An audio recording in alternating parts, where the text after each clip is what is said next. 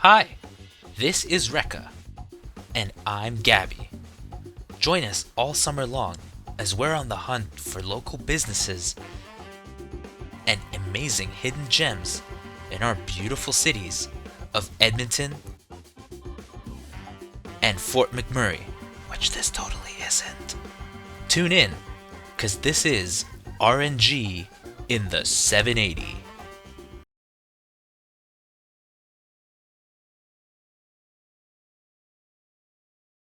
Hey guys, this is Rekha from RNG in the 780.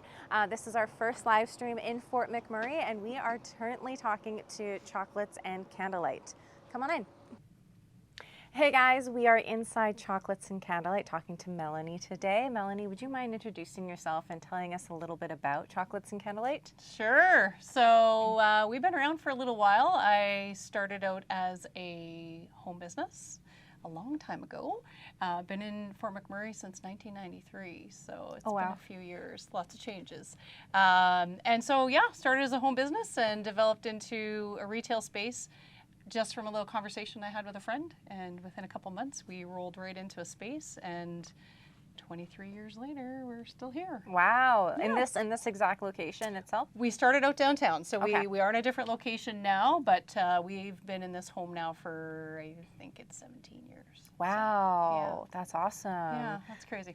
So a lot of people probably know about you in this community then, since you've been here for so long. They do, although there's like just about daily still people that come in and say, hey, yeah, I thought I heard that we had a chocolate store, or I was just driving around and I saw the chocolate sign, or that sort of thing. So we definitely still have a lot of that. Mm-hmm. I always say we're creatures of habit. So, you know, you go here, here, here, and then you're like, oh, what's that? I don't remember that. Mm-hmm. So, yeah. Yeah, it's always wonderful to be able to stop by, especially like a place like this. You have so many things to offer, and it's so easy to find something. Like I just when I was walking in, it was really hard for me to focus on one thing because there's so many wonderful, like curated, almost like gift items, homeware items, like snacks, and like just especially the chocolates. That's the biggest thing. The chocolate's right? pretty exciting. Yes. We started very much as kind of two things. We were a chocolate store, we were a candle store, and developed into baskets because we discovered that was a need pretty quick, and it was something that we could put together pretty easily and create a new gift out of the items that we already had, and then just fill in some voids of what we don't have. We're a little remote, so we don't have all the same shopping ability as Edmonton does in other centers. Right. So we kind of filled some voids and continually do that. So it is interesting to see, like when I was walking through, I noticed a lot of things that I've found in Edmonton before myself, or I've noticed at other like small locally owned businesses in Edmonton, and it's kind of neat to be able to put a kind of an origin story to each item. I mean, earlier you were telling us about some of the coffees that you guys curate as well. So if you want something with your chocolate, of course you have to come by it for some of their like amazing coffees, right? So it is really cool to see how everything kind of goes together as well. Yeah. So how did you start off with like curating your chocolates themselves? So we were the ones that actually made the chocolate for the original part of things. I'd actually purchased another home business from somebody when I got going with this, and that's what she was doing. So cool. I was just mimicking what she had already been doing and was working, and so worked into the store and was still doing that. But you figure out pretty quickly that if you want to have more of something that's handmade, obviously you need to find more time somehow. So I did it for a little while and then just started looking at other options. And that meant to find sources that were already doing that so that I could be here doing this kind of stuff, which is way more fun for me. So all of our companies are Canadian. So the chocolate in the cases, for instance, we have sources from Vancouver all the way to St. John's. Oh, wow. So that's a very wide variety of getting different like styles of chocolates as well. What can you tell us a little bit about like just like some fun facts about chocolate? Like what are things that people people need to know about chocolate? Well, there's lots of really great health benefits to chocolate that people, you know, maybe kind of talk about once in a while, or they don't believe it's actually true. But it's fact, it's stats. So if you have a really good quality dark chocolate, it doesn't taste like the Baker Squares in the pantry. Yeah.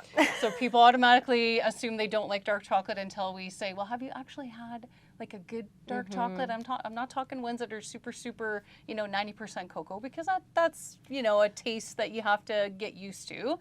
But, you know, a 70% cocoa is really good for you.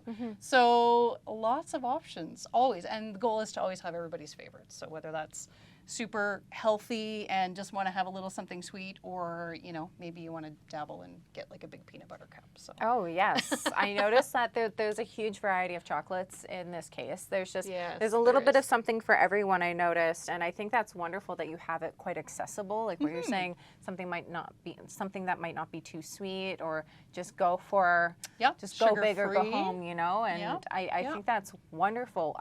Do you have any like specific chocolates that are your personal favorites? Yeah, it depends a little bit on the day, but salted caramel, probably one of those ones. Turkish Delight is kind of a love or hate, but that's one that I enjoy.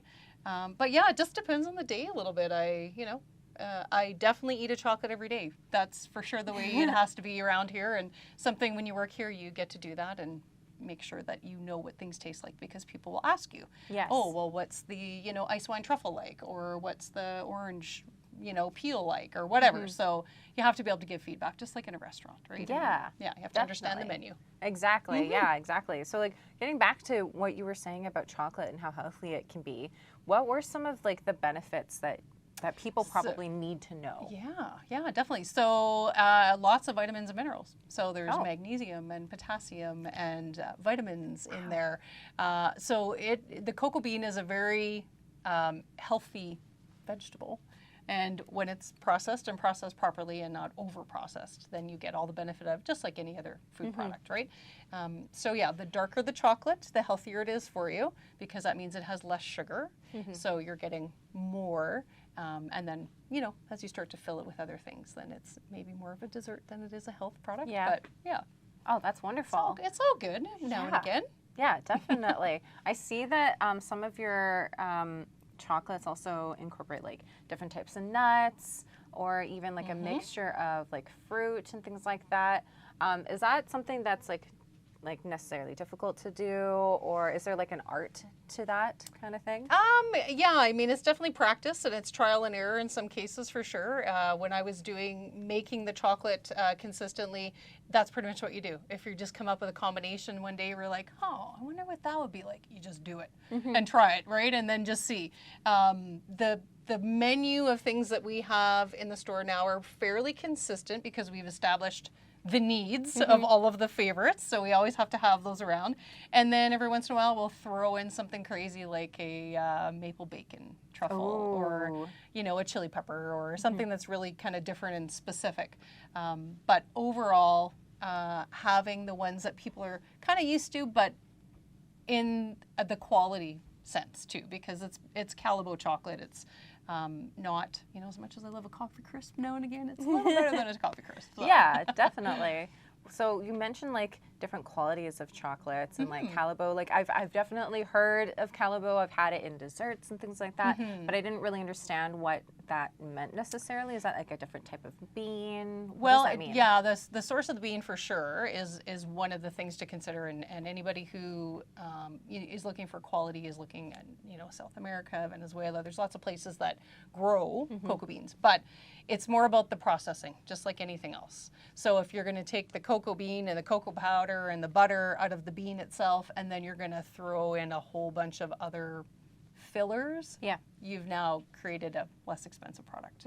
So the more streamlined you can keep it, the better, and it just makes for a better quality product. Okay, cool. So yeah, awesome. And that's definitely what we've always established that we will have. So whether it's products in the case, whether it's products on the floor, gourmet, you know, foods and snacks, that's something that certainly is top of mind, because we're a boutique style store. So why would we just have something that you could get Anywhere, anywhere. right? Yeah. So that's the goal, is to always find the unique companies, unique products. Yeah, how do you find a lot of these unique companies? Because you mentioned earlier, while we were talking a little bit, but that all of your products come from different places, right? Yeah. So they're definitely going to be different companies themselves. Always looking, to be honest, and always listening to people. So I've had, over the last couple of years, new lines that are from Vancouver or Edmonton or wherever. But if someone shoots me an email or says, hey, I happen to come across, this product to, maybe consider it. So I do, and go on, have a chat, find out a little bit about them. So we've added products over the years exactly from that source. Okay.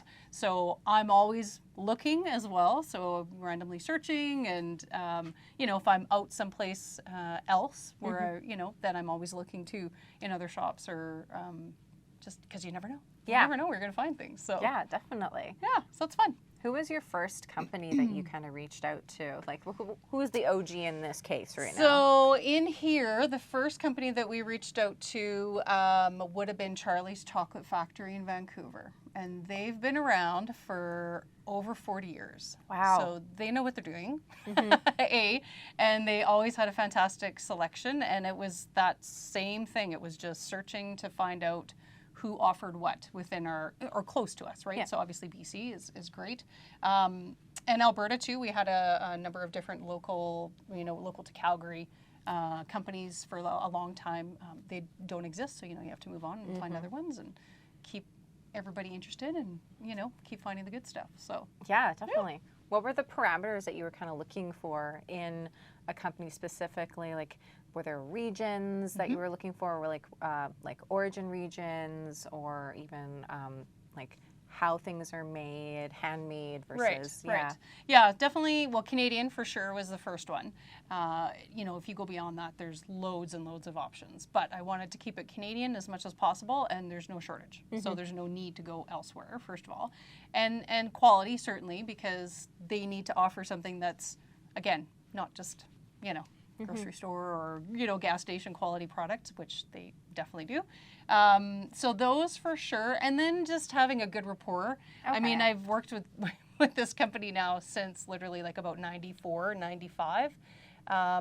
So it's just easy. Yeah. When you establish that many years together with a company, it's pretty great, because I could call them up and I could say, hey, what do you think about doing a special chocolate for us? Ooh. Which they did.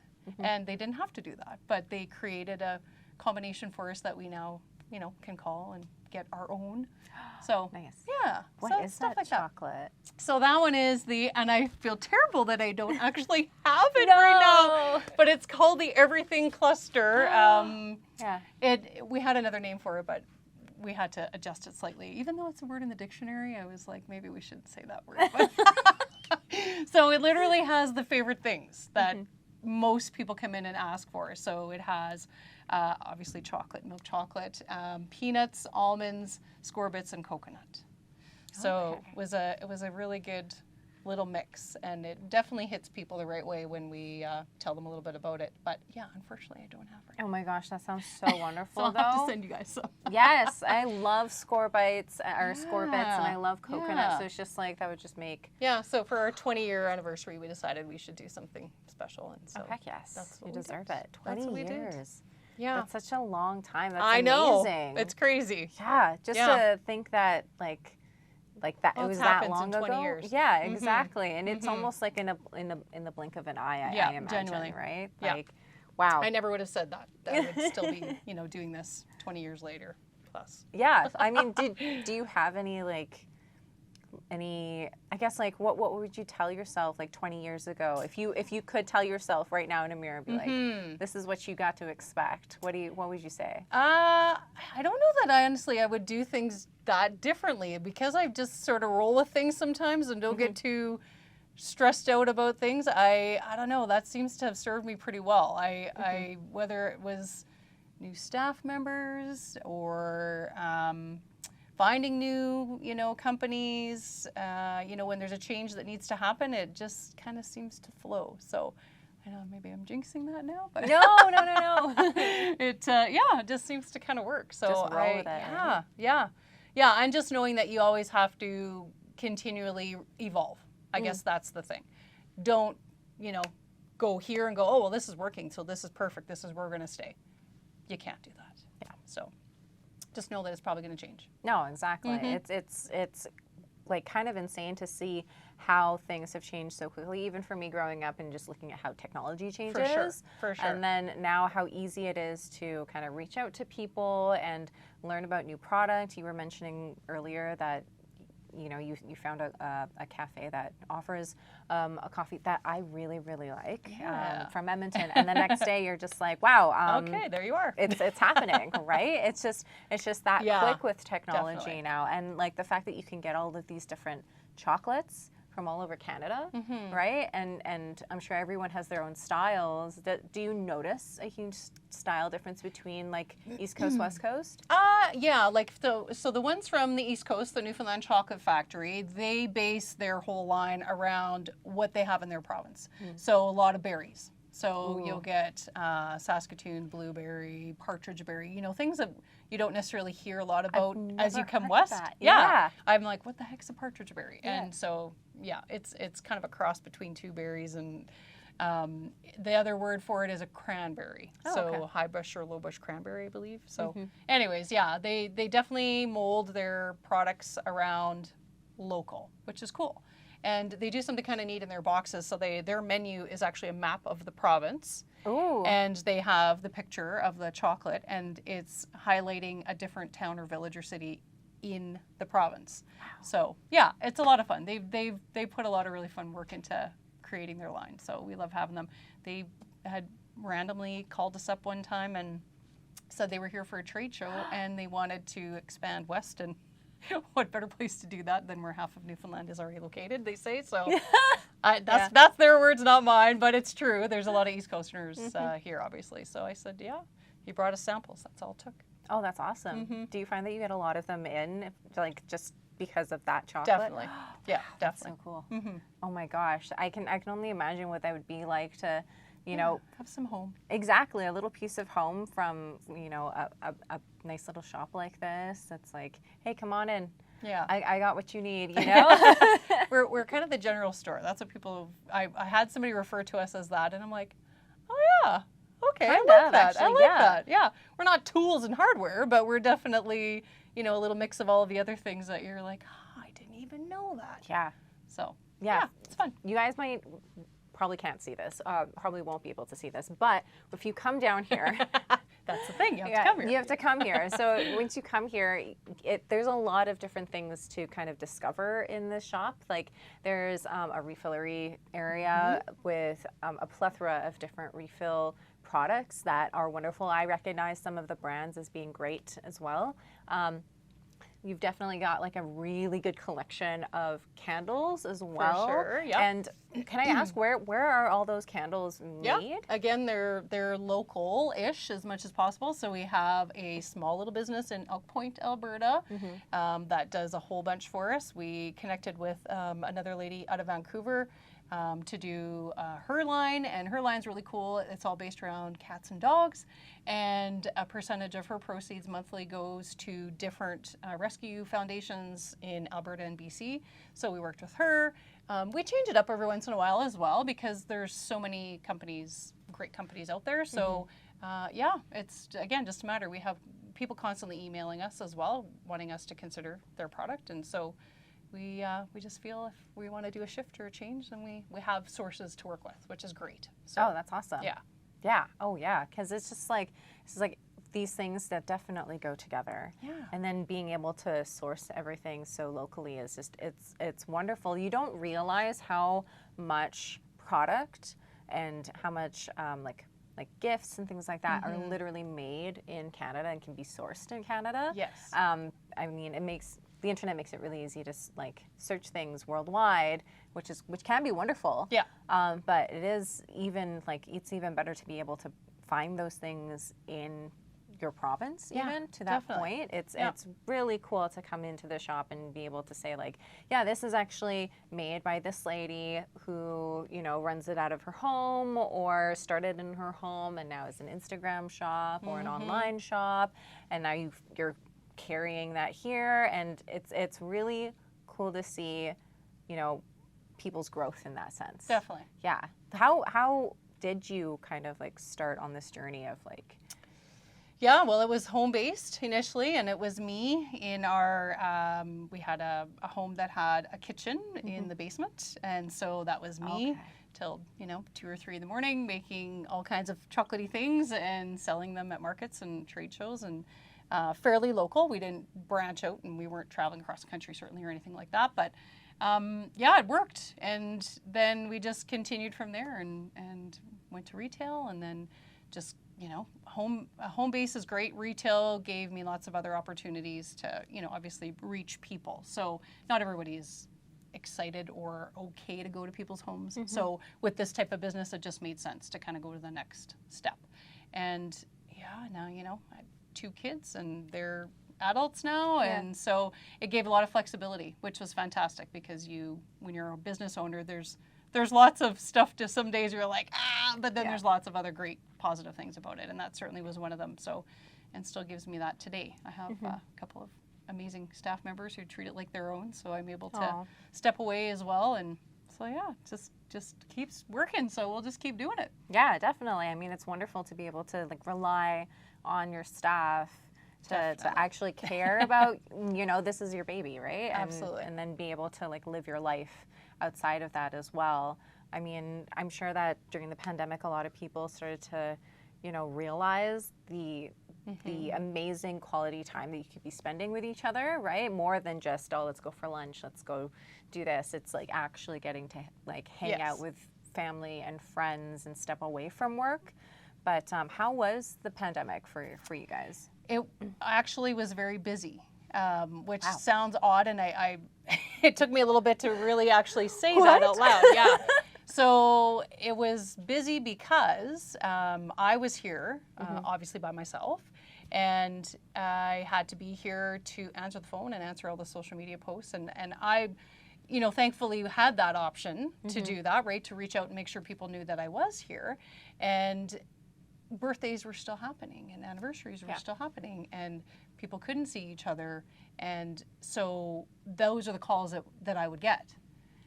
Oh my gosh, you're there, that's amazing. Like, can you do something? Can you send, my sister, my whoever? I really would love, yes, I can.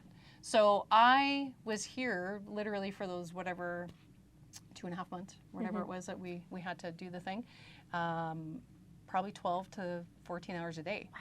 Because it was a lot. It was a lot of work on all of it, but it was really, really rewarding and really great to be able to offer that to people. And so awesome that I was able to still be out.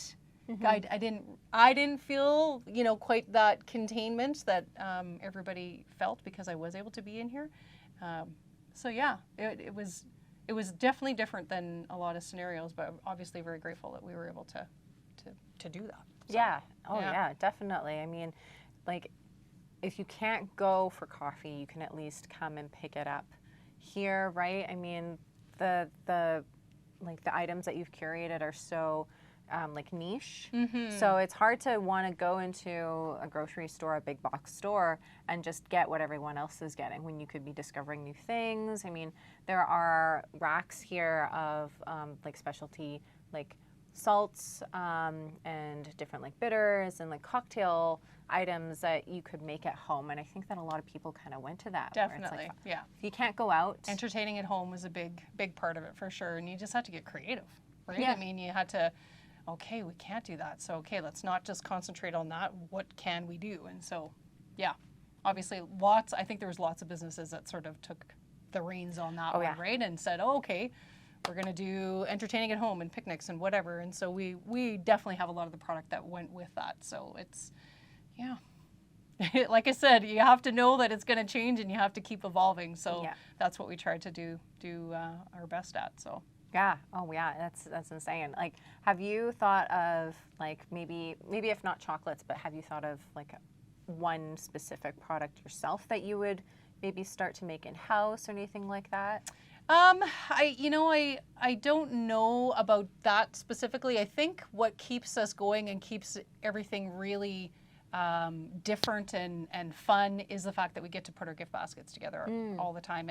And those are so unique and so personal and so different for each one.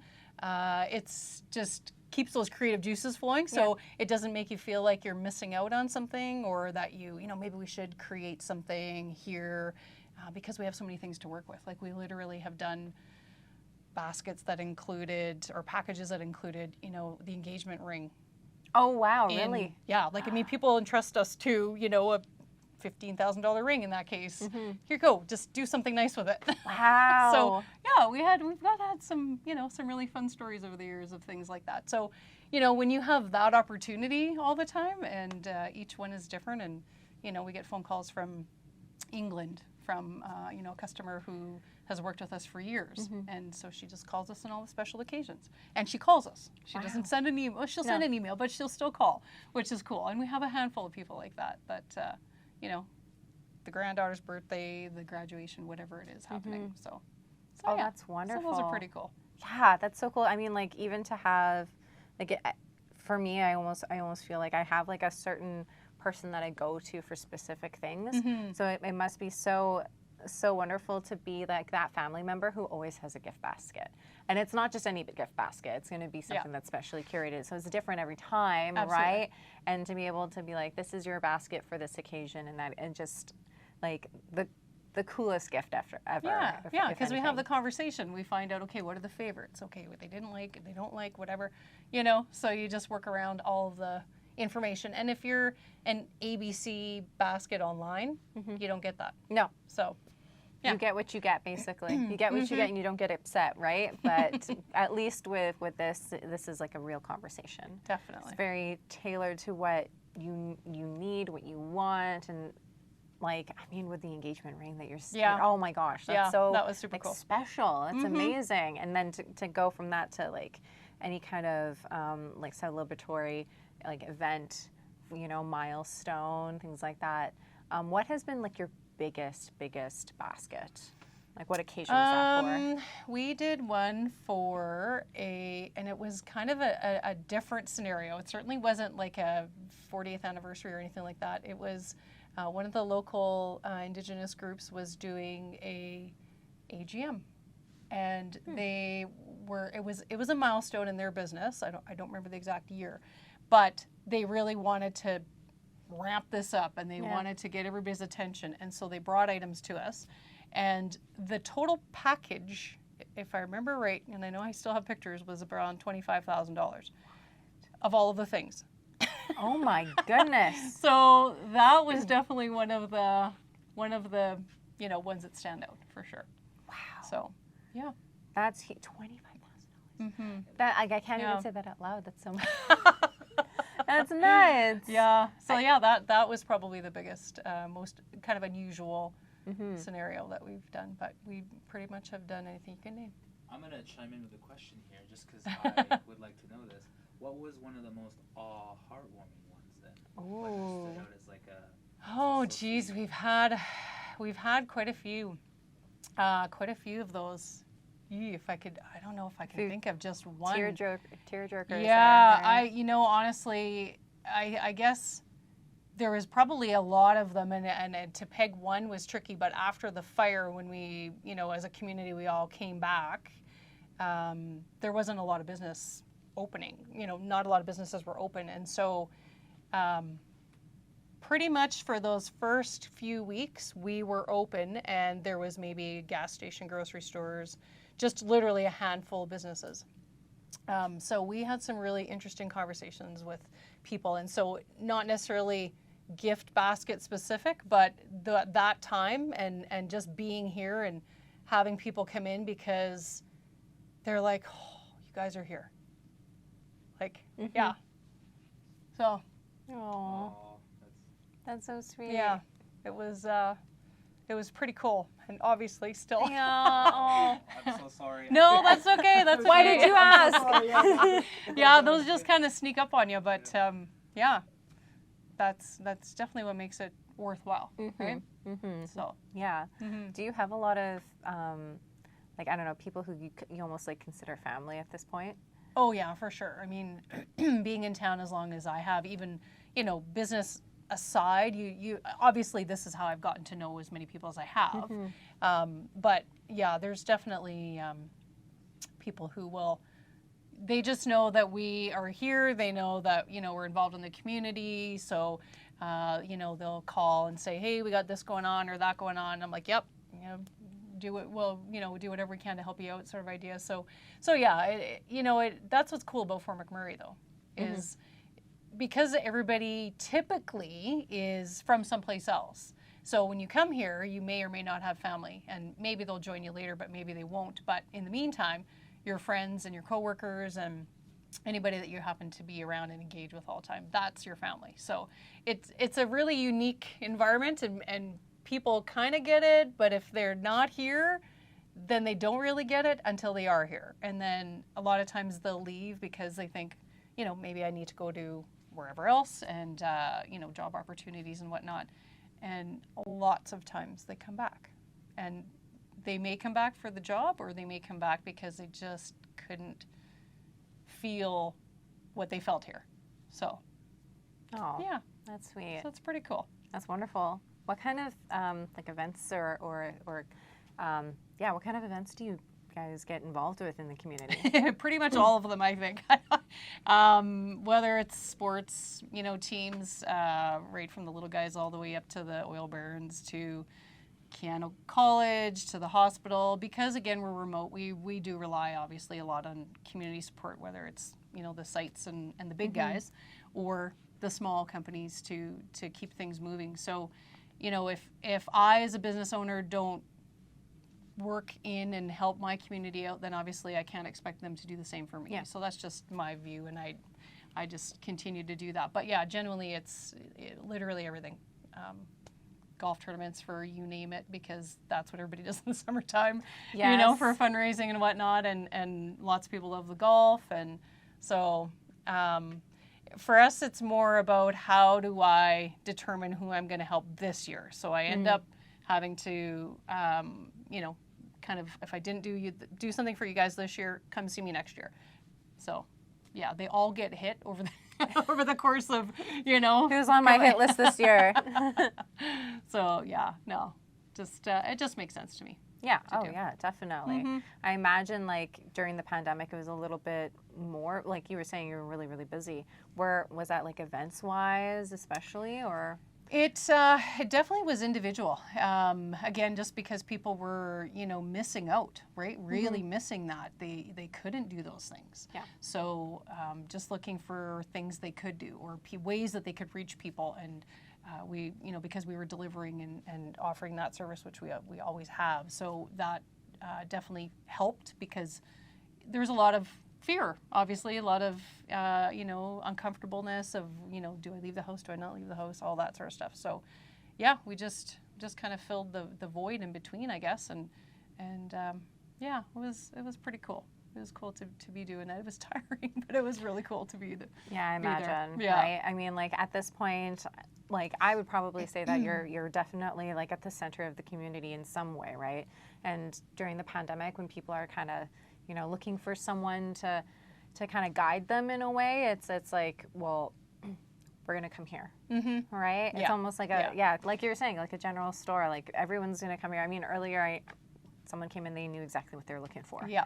Right? And I think that's so cool. You just knew. You're like, oh yeah, you came here for a refill. I'm like, wait, what? you just recognize someone probably, and you're just like, I know what you buy. Yeah. You definitely get to know customers for sure that are specific, right? And then the cool thing is, you came in for coffee and then you're leaving, and you're probably going to see something completely different on the way out the door. So it changes a fair amount too. Yeah. Oh yeah, definitely. Oh. Hi there.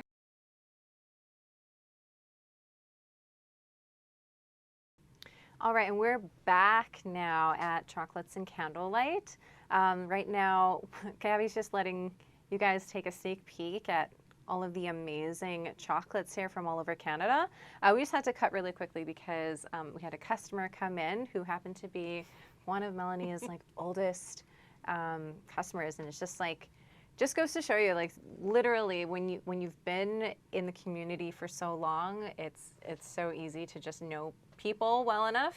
I mean, he came in and he knew what was going on and went, I'm gonna see you tomorrow. And you know, it's just wonderful to know people like so well that they just Shut your light off for you when they- it's the open signs on. Yeah. exactly. They're like, I'm gonna shut off your open light and head out. I'll see you tomorrow. Yeah, it's just really cool.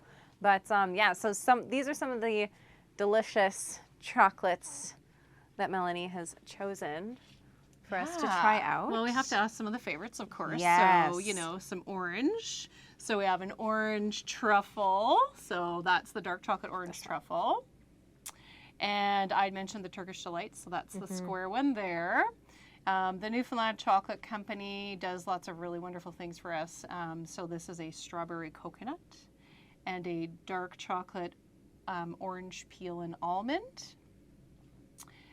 Sugar-free is very common these days, certainly, and something that we always offer. So the bear paw looks like a regular bear paw that maybe you've seen, you know, in the mountain shops or whatnot, but that is a sugar-free Belgian Calabo version.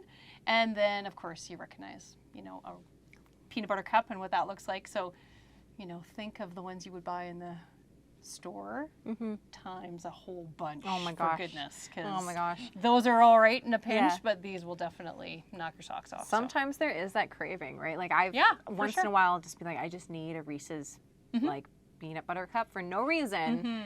But I'm excited for this one for sure. Okay. Yes. So Melanie, our chocolate connoisseur. Yeah, you pick which one you would like to try. Really? Where should I start? Like, what's the best? Because we have a few different flavors, right? So yeah, maybe start with you like the peanut butter idea, so maybe start with the peanut butter one. Yeah, I'm that's like, definitely- I'm like, it's a safe bet. I can Which hold one? it while Thank you you. grab it. Yeah. all right. Yeah. So you get, you know, Check out both this hands on this. beautiful, this beautiful cup here. It's just like perfect. Yeah. You see the bottom? There's no peanut butter coming through there.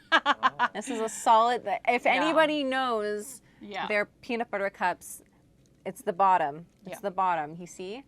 And look. Okay. Okay. Wonderful. Just do it. All right. Yeah. Mm. There's a lot of goodness Oh in my there. God. Mm. That's wonderful. It makes a difference, right? When you have good chocolate Hmm. with the peanut butter in there, it's a whole different experience. Yeah. It's completely different. I mean, the peanut butter itself, it's like a really nice, like actual nut butter.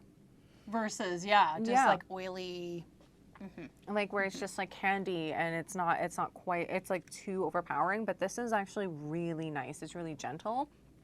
The chocolate itself is also not incredibly oily because that's what I find is that there's like an oiliness, right? So it basically just like disintegrates into your mouth, but this melts. It's a very different, There you go. very different experience in the mouth for sure. I'm just going to Good take job. another. Good job. Yeah, just make sure it's good. That's, just to be sure. Yeah. Yeah. Yeah. Oh yeah. That's pretty good. That's good. Mm-hmm. Yeah. Mm-hmm. Okay. Oh my God. Excellent. Oh my God. I'm glad you enjoyed that one. Thank you. Okay. All right. So, Mm. I know. Don't rush it. It's just so good. It's so good. Like, obviously we're live, right? So I'm trying to be like, but Yeah. No, it's tricky to rush. oh my God. So maybe do an orange next Okay. because obviously that's a really distinct flavor, right? So the orange that I want to do is this one right here Yeah. because it's so pretty. Right? Oh my gosh, it's gorgeous. So what? Which company did this one come from? So this is actually Charlie's Chocolates, and then this is the Newfoundland Chocolate Company here. Okay. And that's like that beautiful like geometric gem shape. They've got some really pretty color for the orange as well. Yep. So there's orange peel and almond. in that Okay. one. Ooh. Yeah. Yeah. They base all theirs around a truffle kind of a center, and then mix in all of the other goodness. So what does that mean like for it to be a truffle? Truffle. So a truffle is essentially chocolate and cream. Okay. So it's not a buttercream because that doesn't have the chocolate. That's just like an icing sugar and a butter combination and then different flavors. But a truffle is chocolate and cream. Okay. Yeah. Oh my god, that's so good. There you go. What is the process of making something into a truffle? It's fairly simple to make the base of it because essentially it's just melting your chocolate and adding the cream in slowly to make sure that it's mixed nicely.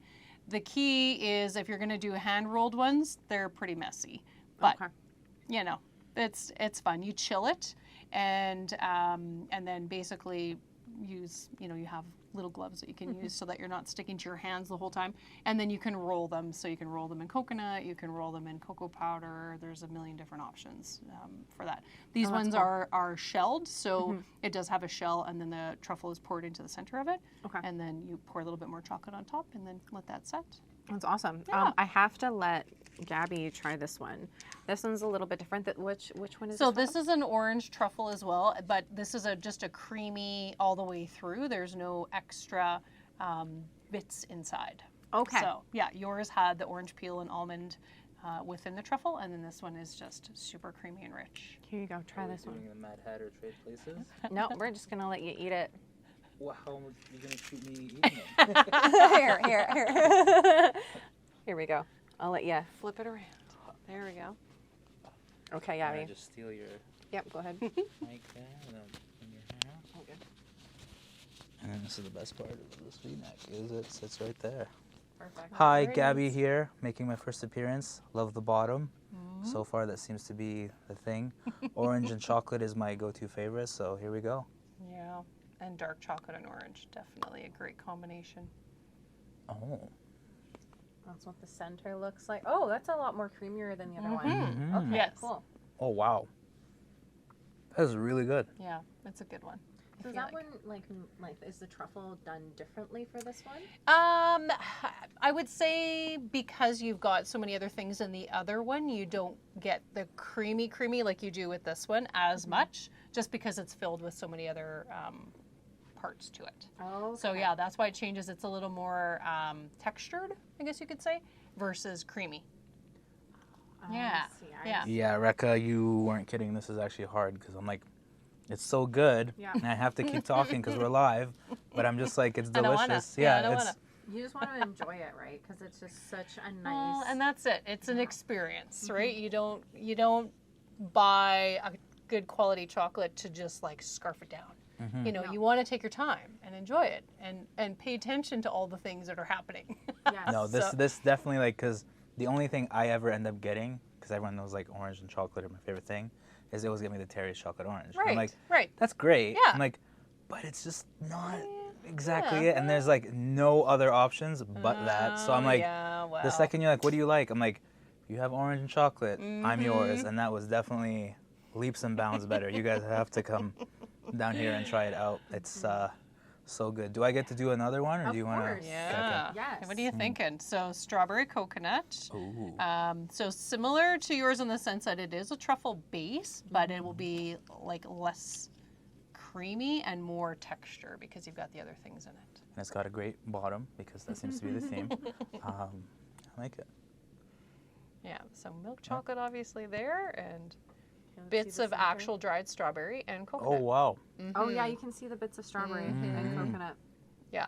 Wow. So they're very authentic. If they say it's strawberry, it's because there's a strawberry in it, not because they've added a flavoring of some kind to it. Oh, wow. And that makes a big difference. The strawberry and coconut combo, kind of just like, you don't notice the coconut immediately, but as you start to chew and they mix in there, this one's great. I'm an orange and chocolate, but this one. But that one's good. Okay, there you go. Yeah. How is it that they really like get that strawberry flavor? Is like dried fruits really? Yes. It's really like. Yeah, because it's a concentrated flavor, right? So when you dry a fruit, you're getting all, especially if it's, picked prime season or whatever, right? You're going to get all of the flavor. And then when you freeze dry them, in most cases, that's what these ones are, you get all the flavor times 10 because it's that little tiny morsel of it, right? Yeah. It just makes the world different. So like, this might be a bad thing to ask, but does that then mean because you have so many kind of like fresh, unique dried fruits in there, and does that mean that the shelf life is like, come get them now? Not necessarily, because they're dried. You know, if you think of like a dried product in the store, whether it's dried apples or any of those, they do that on purpose, right? That was like something that they would do years ago when they didn't have all the refrigeration options and freezers and things like that. So you would dry your food to preserve it, and it stays much longer. Oh, that's awesome. No, this just like, it's so weird, even with the dried kind of fruit in there, like, I actually tasted the strawberry, and it wasn't that like, you might know this one better than me. Like, I feel like every time I've had strawberry flavored anything, it's this just generic. Fake. Yeah, and like no strawberry that I bite into tastes like this. It's very much like if you ever have artificial grape, and you're like, I've never had a grape that tastes like this, and it's like, but this tasted like I actually had someone like took and shaved some strawberry, and some coconut. There you it's go. beautiful. I'm gonna trade you places so you can finish the last two off. Okay, sounds good. Huzzah! Thank you.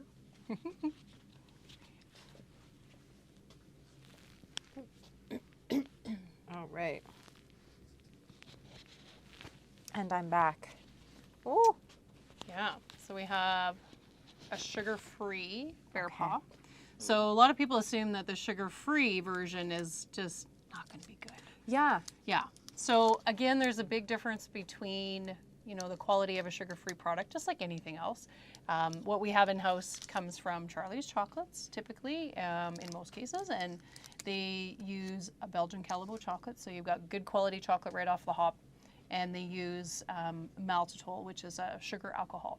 Oh. So the reason they use that, and there's different kinds of the resveratrol and all those other ones. Certain ones will work better in different kinds of food, and this one works well in candy and chocolate and confectionaries because it doesn't give you any nasty aftertaste. Okay, yes. And B, it doesn't change anything about the product, so it doesn't change the texture, it doesn't change anything that you wouldn't want it to, basically. So this will taste like a bear paw should taste, or what you know, if you've had one before. So the caramel is still nice and, you know, chewy, and yeah. Oh, wonderful. Yeah, yeah. It's pleasantly, you know, surprising to people if they've never tried one before and they're just wanting to, you know, watch their sugar intake and that sort of thing. It's a nice option for sure. The caramel is really creamy, delicious. Like, wow. Yeah, you wouldn't think, right? No, not at all. I'm really surprised by this, actually. Yeah, so we always have a nice little selection of sugar-free product. More and more people, unfortunately, are, you know, being diagnosed with diabetes, so it gives them an option where they don't feel like they're completely cheated out of things, and they still have a treat that they can enjoy and still taste great. So.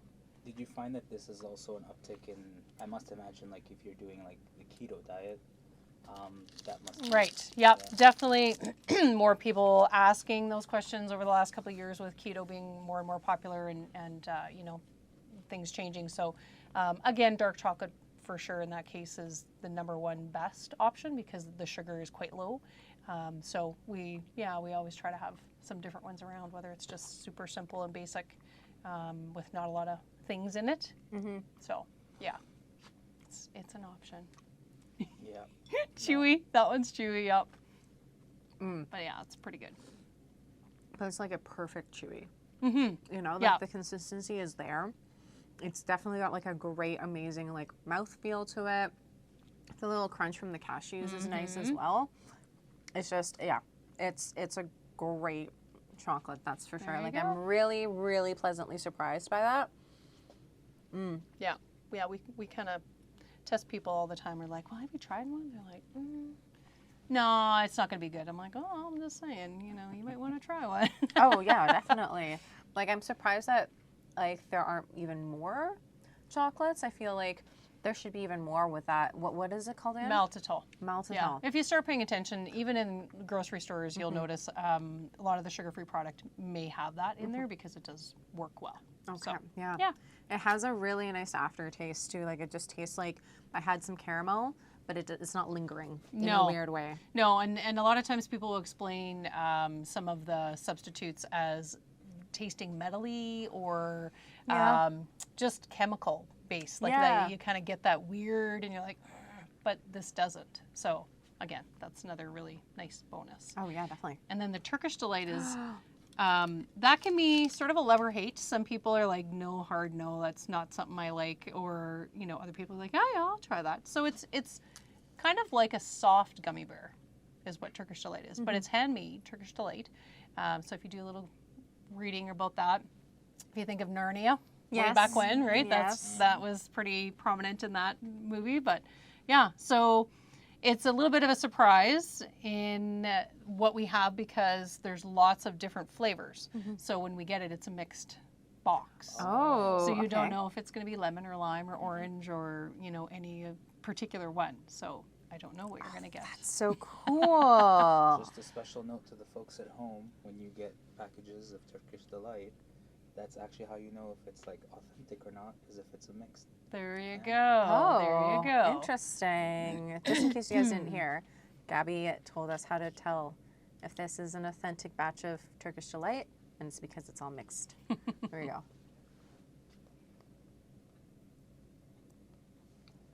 Oh, nice. Look at that.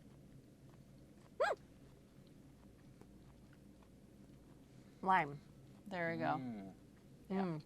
Yeah, and there's subtle flavors. You get to it, you know what it is, but it's not like, you know, screaming at you as soon as you bite into it. It's So not like having like a nice. sour lime thing. Yeah. It's very subtle. It's very, yeah. It's a really nice subtlety too. Yeah, Because agreed. That's why it's one of my favorites. Yeah. Yeah. You really very gradual, and you kind of, you know what it is at the end without it having to be extremely overpowering, which is nice. There you go. So maybe we discovered some new favorites for Oh you my guys. God. No. Yeah. Do you have a favorite Turkish Delight yourself that you're like, which one is it? I do like the orange. Yeah, I like them all, but I think the orange, yeah, when you get that one, you're like, oh yeah, it's good. Like I'm saying, orange chocolate is just a Yeah. combo that doesn't exist a lot. So. Yeah, but it's a good one. So good. Literally so good. We haven't had dinner yet, so we're doing This for dinner? Just for Every- dinner, yeah.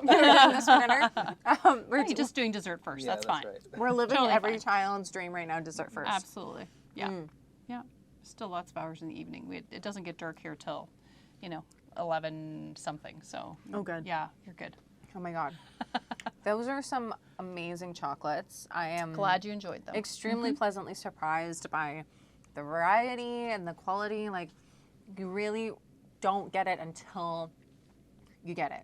Yeah. You know? Yeah. Like you were saying, as much as you love a crispy or a coffee crisp or Reese's Pieces, it's not the same as like something that's like the true authentic flavor of something. Right. Because you're getting like the most natural version of it, the most like well combined versions of them. Yeah, So they they're put a not lot of thought overpowering. into what it is or what their next combination is going to be. And it's cool because we have literally grandmas that will bring their granddaughters in or their grandsons in, or mom will, bring their little one in after they, whatever. It's a little award, so this is like a little treat. They get to come in and they get to pick a treat. Yes. So that's, pretty special. We're happy to have that. Oh yeah, definitely. And it's really it's an even better treat because you know that you're giving them like a baseline of what a quality food should taste like. We've wrecked some kids that way. Now they're gonna go into gas stations and say no. Parents No. have told us, we've wrecked my children because of this. They won't eat a regular chocolate anything. And It's not good enough. Never. Yeah. It's never going to be good enough ever. But I mean, at the same time, special. like you can be like, I'm the kind of kid who needs to eat the whole chocolate bar. You can have like one Yes, piece. exactly. That's just like so satisfying. Honestly, the biggest thing for me is that I don't normally eat a lot of sweets because I just have a difficult time with sweets. Right. But when you get something that is just like such good quality and you're getting those real flavors to Yeah. it, it's hard to really care about eating a huge like quantity when you've just got that gotta great take your quality. time and enjoy it. Definitely. definitely. Like I'm looking around and just even like we can't really show these, but Yeah, so stop looking around. but yeah, no, some of well, Gabby, a lot of these chocolates are just so like nice to look at, very well packaged, and just like that you're getting something delicious. Yes. So it's the perfect date night. It's the perfect gift. It's the perfect you're going for a car ride. Yeah. You need to have it's snacks. a long way from here to Edmonton. Yes. So, it is. yes. It is. Do you get any like orders that people? Yeah, they'll just come in and stop and grab, the chocolate covered licorice or the caramels or whatever it is, whatever the favorites are. Or maybe they are like, oh, I never tried those before. Yes. Do you guys ship at all? Like, do you get online orders? We do. Yeah, we are a little old-fashioned, and so it's taking us a little bit longer to get there, but we are doing more of that, and we definitely have shipped all over the place. So, yeah, people, especially people who used to live here and are familiar with us and maybe have some favorites, or I have people that like literally will still call me to do packages and baskets and things and send it to them to give to somebody else who don't live here anymore. So, yeah, that's always fun too. But yeah, if you have a favorite and you can't get any results, well, that's what. Have you folks ever done kind of like custom flavors for anyone? Like We can. Yeah, we can definitely request things like that. So we've done a few different ones over the years. Or even specific, packages. So if the bride, let's say a wedding, right? Bride loves one, the groom loves one. We haven't, I guess besides like our cluster, which was our little creation there, it's just a matter of choosing personality in the box kind of idea. Because you can custom build a box anytime you want. So if you came in and said, oh, I want 16 pieces and I want, this, and this. So then every single one in the box is going to be something that you're going to enjoy or are looking forward to trying. So. Oh yeah. That's amazing. I mean, like that was mostly for me because I'm Gabby knows that I do like very specific things, and if I can't get them, it's really hard for me. It's very difficult. I'm sitting there like, when can I go back? Do I go? You know what? I have a day off. I could just drive out there myself right now. So yeah, it's wonderful that. Your shop is very accessible to people who are in the community. I mean, even during a pandemic, and then on top of that, if you're from out of town and you still can't, if you can't come back, at least you know that Melanie is here. She's got your back, right? So that's awesome. Yeah. It would have been a very awkward long drive if we didn't score Melanie because Rekha really wanted to come out here. So thank you, Melanie. You're welcome. Yeah, now you have even more of a reason. Yes, definitely. I mean, when Gabby said chocolates and candlelight, I was like, sounds interesting, right? I've been exploring a lot with like candles and really enjoying just like different scents and being able to have those like small handcrafted candle scents, and then also with chocolate, it's kind of hard for me because some of my favorite chocolates are from out of the country, and I can't get those, right? Often. But like knowing that there are some wonderful places here in Canada, and there's someone who can curate them, it's like I have my own personal chocolate lady. There you go. Yes. Feel free. Share the faves that you can't get, and we'll see what we can do. Exactly. Oh my gosh, that would be so wonderful just to be able to be like, yes, so there's this one chocolate that I really, really like. Can you recreate or make it happen? Right? I mean, to be able to just call up and say, I need that Turkish delight would be wonderful. It's doable. I've got like family and friends who are very particular about the types of chocolates that they eat. They'll even order it all the way from the UK if they have to, and they'll store it in the freezer and all that kind of stuff. But like they don't realize that it's not the same as something that's like locally handcrafted. Especially you were saying the Turkish delight is handcrafted, right? It is, yep. And just to have that little extra oomph, of love and care put into an item, you can really taste it. Absolutely. It's wonderful. So, Melanie, would you mind kind of telling us how people can find you from in and out of town, online and in for person? Sure. We're definitely better now. We're on all the socials, so you can find us on Facebook, Instagram. We have a website. I always say, you know, the phone number still works. You can call us anytime. I love to talk to people and, you know, have the conversation. So that's always fun. We enjoy that a whole bunch. And email, of course, too. So you pretty much any way, shape, or form you feel like you need to, or whatever's convenient. So Awesome. yeah. Yeah, and like as Melanie said earlier, she gets calls from people and you have that conversation and you get to actually talk about the things that they really like, things that they might not like. Yeah. And because Melanie is so like well versed in chocolate, I mean, having made it yourself back in the day and now being able to curate it and all the knowledge that she just dropped on us on different types of chocolate, why this type of chocolate, how this type of chocolate, all these things can definitely help you, help her pick for you and just send you something. Honestly, we know exactly what we wanted to try for like 2 or 3 of them, and the rest was like, Melanie, take care of us. That's fun. Just take it away. So yeah, thank you so much for chatting with us, Melanie. Thank you for having us in your shop and taking the time out of your day to just literally curate in a whole experience, like a true whole experience, because that, It's lots of fun. Yeah. Appreciate you guys It's been coming all wonderful. the way up here. So Oh, heck yes. Well, thank you guys so much for joining us for our live stream at Chocolates and Candlelight and talking with Melanie. We'll see you guys at our next live stream here in Fort McMurray. This is Rekha. Bye.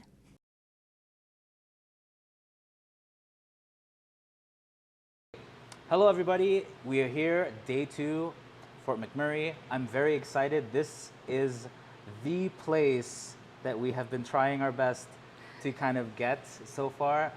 Absolutely everyone we've talked to has said that you have to come down here. So I'm so happy to be here at Surekha's. I'm actually so excited to be here. I'm joined with Callie. How's it going, Callie? How are you Good, doing thank today? you. Yeah, thank you for coming in. It's a gorgeous day, a little bit windy, but fantastic.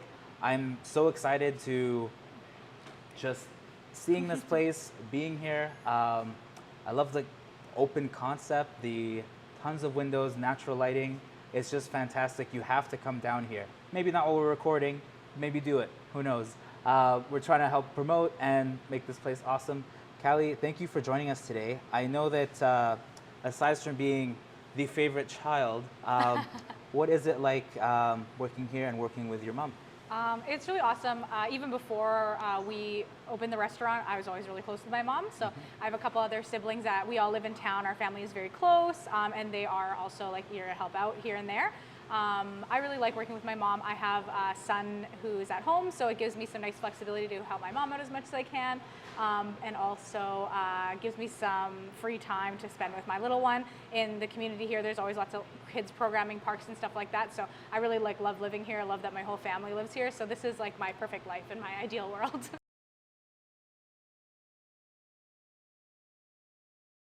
Welcome back, everybody. We are just going to be joined by some awesome, delicious smelling scallops here. Oh, look at that. That is beautiful. Oh my gosh.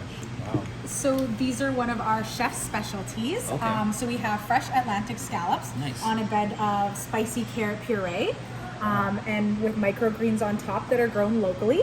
On the side we have a mango and pork belly salsa.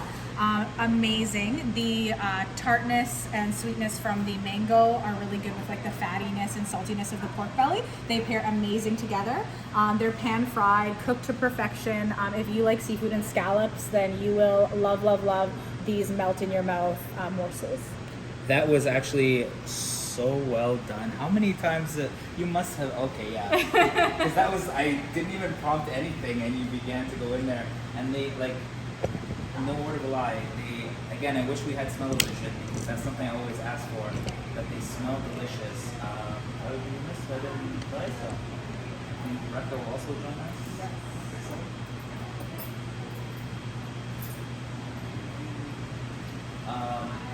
So, what is the best way to want everything all at once? So you can try like a little bit of the scallop, kind of like on the first bite, and then definitely the next bite, like the scallop with the pork belly salsa. I would recommend.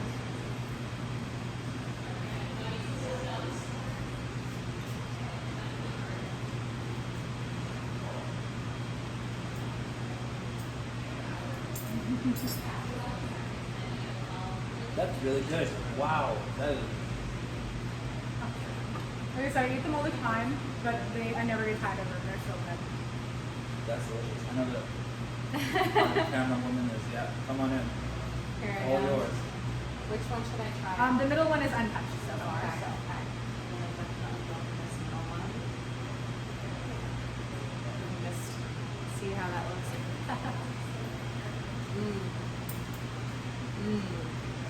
Is that amazing? That's, yeah. They're really nice. No, that's, wow. So this is, you said chef special? It's one of the chef specialties, yeah. So really amazing, and we are really lucky to have Chef Sheehan with us, and he and his team take so much pride in the food that they prepare, and they make so many of the things from scratch, the sauces and things. The little garnishes, like there's a little beef part on the side here. Oh, wow. So all the dishes have like a very big presentation quality to them, because we know that lots of people eat with their eyes first, No, of and then course. you eat with your mouth and your stomach second, right? So having something brought out that looks really nice and that just serves any kind of romance and like tell you all about the different parts of it is really important to us, and I think that's why the community values it so much, because we do put a lot of heart in everything that we make and everything that we plate out to our guests and the drinks that we have and stuff. No, and I have to second that. Like I kind of mentioned before, the community is absolutely in love with you fine folks. I know that like prior in the intro, I was very nervous and said the title of the place wrong, and I was very much called out for it. So it's Surekha's, correct? Surekha's, yeah. On the snide? Yeah, yeah. So that's the proper title there, just so I don't get in trouble there, fellas. But like I said, yeah, the community was just essentially telling us that we had to come here for food. Now, obviously, when we got here on Sunday, they were telling us to come in for Monday. Turns out that a lot of places here are actually closed the Mondays. And I was actually going to ask you, do you know why that is? Is Mondays just... I think Mondays are just kind of a quiet day. I mean, being like a shift work town, there is lots of people who work different shifts, all these people off on certain days, but we kind of pick Monday as just like a day of rest as well, like for us, for the staff, and it's probably like the quietest day. The fact that there's other restaurants that close, I think they kind of share that sentiment, that everyone has a busy weekend and they kind of take it easy on Mondays. No, that's awesome. Question for you. When customers come in, what is the feel that you would kind of like them to have at a weekend? Well, we want a very, like, we have a very bright, airy, positive vibe to our restaurant. We want people to come in and kind of have their worries like melt away. We have a lot of people comment like, wow, it doesn't even feel like I'm in Fort McMurray. And that's what we're going for. We want it to be like you are on a vacation. We want to bring kind of like the world, culinary world drinks to the people of Fort McMurray, so you can sit on the waterfront, have a really relaxing time, and feel like you're kind of on vacation. And so when you leave, you feel more refreshed and just overall happy and kind of ready to go about your day. No, that's very interesting that those are the exact words, because when I got in here, I was like, this is so interesting. You said like having the view out here was very relaxing, and like just coming in just felt so different. It's bizarre that like, yeah, it is still in Fort McMurray, but I feel like I'm just like relaxed and chilled, and like the vibes are great. I gotta say I love it very much. Can we talk about the decor of the place? Because that's very like, I love that it's so open and like so many windows, and you can see a view. Like Rekha, I don't know if you want to get like kind of a nice wrap around there without hopefully catching anyone else who's saying, because that's what happens. She's a server. Yeah. But yeah, it's gorgeous. Like everywhere you look, it's like open windows, facing, like it's fantastic, and you just feel so ready, relaxed, and sit down and have an awesome meal. So fantastic. Question I had for you: was it always kind of your goal or aim to work with mom, or did you have kind of a different kind of career path choice and then kind of came into this? It's like a hard question. So I really liked working just in different like facets of the community. So prior to here, I worked at a recreation center, which I really liked. I'm a really good people person, so talking to people. I worked a lot with all different ages of people, swimming lessons, worked with kids, and saw families kind of growing up and be in Fort McMurray. So definitely, I love Fort McMurray. It's our home. I've lived here for like 15, 20 years now, since our mom moved us up here. And so I really like being part of the community.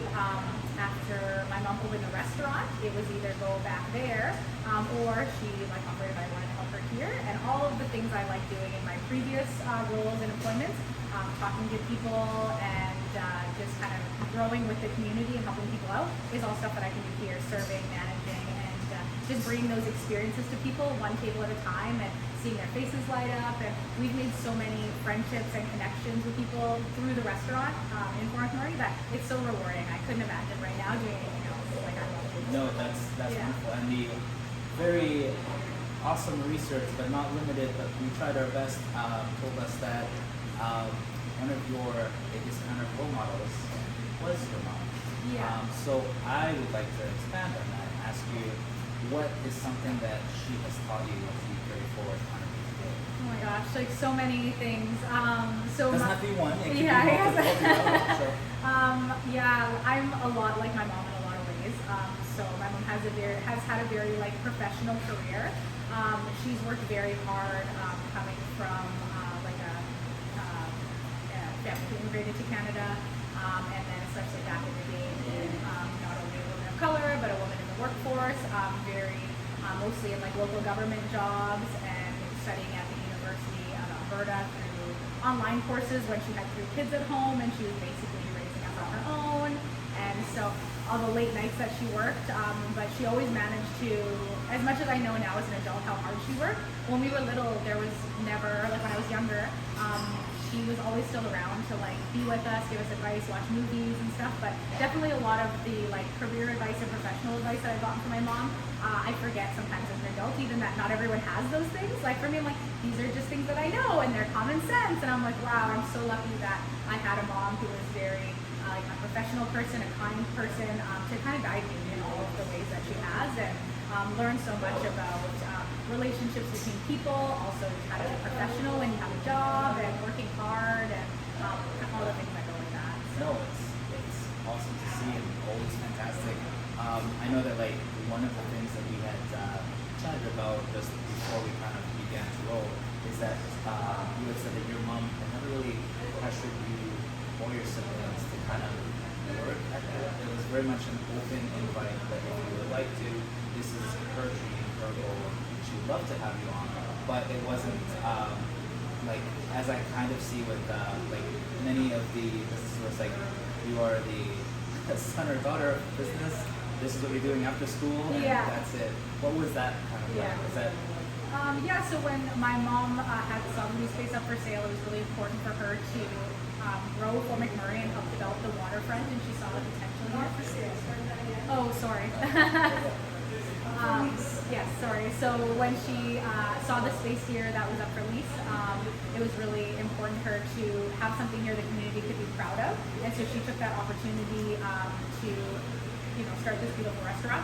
When she told me and my siblings that she was going to start this restaurant, and we were a little bit skeptical because we know everyone kind of knows restaurants are really hard, and we had coming into this experience not really working in restaurants before or owning our own business, so we were a little nervous. But all the things that my mom has done in her life and that we've learned from her is you know what, if somebody else can do it, then you can learn how to do it. And how hard could it be? I'll just learn as I go. And as hard as it has been, she has really shown us that even as adults, looking up to her, if you don't know how to do it, you just figure it out. And she was very open about, this is going to be my restaurant. I'm really excited about it. You guys can help as much as you want to, but don't feel obligated that this is a family business. If you have to be there and help. She had some friends in her childhood that their parents had family businesses that they always got kind of roped into, and I think resented a little bit. But I was always really, because me and my mom were really close, and all of the people-pleasing aspects of my personality, doing, serving people and bringing those experiences to people, meeting new people, it was really natural for me to gravitate towards the restaurant and want to help her when I had the opportunity. And it's really cool now that we kind of get to learn these things together. So she's a little bit ahead of me because she kind of had a year without me when I was on maternity leave. But now it is very much learning things together and figuring things out as we go. And we've only been open for 4 years, but it's every year gets better and better. And we were just celebrating our 4th year this May, and it's who would have thought you know, that first year, all of the crazy, the first year, the second year, the crazy struggles, it's like, look, we made it 4 years, and like, look how much better the next 4 years and beyond are getting better and better. So that is a really satisfying feeling, and I'm really lucky that I get to do that with my mom. And, yeah. No, that's wonderful. Like, look at all the smiles and everything. We'll ignore the fact that mom is off camera, but no, like. I was gonna say, I'm not a hostage. You can't say that. No. Like, it's fantastic, and the joy and everything that you have, and you're like absolutely right. Is that I've known multiple kind of restaurant. Like, my family's kind of very much in like restaurant businesses, so they've always kind of like, he's my child, he has to come in, and then the kids always end up never wanting to kind of be incorporated or part of the restaurant as soon as they find like they're 18. They're like, I'm out, I'm gone. But that approach is very interesting because it did what like these families hope it would do, is that bring you in, kind of have you here. What would you say is kind of the one area where you get to kind of put in your influence into the place?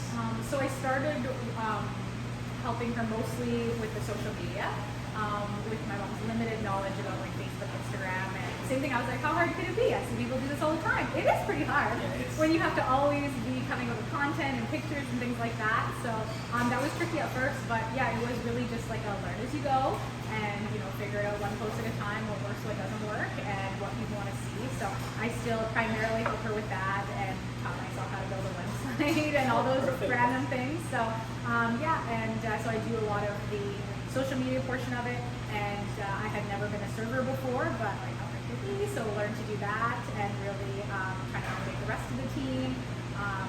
But yeah, mostly I do like a lot of the social media stuff and help her get like a supervisor manager capacity when I can, and orders and staff management and things like that. So we're really lucky now that we have one of our staff members in a management role, so that's been helping us out a lot lately.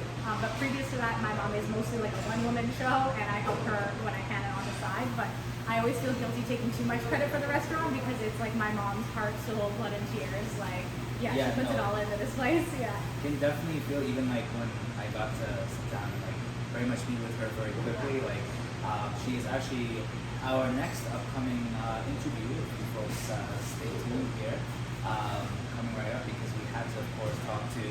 I guess I would want to say the combo is the woman, the myth, the legend herself. I'm just trying to think of the wordplay there, but no, it was fantastic.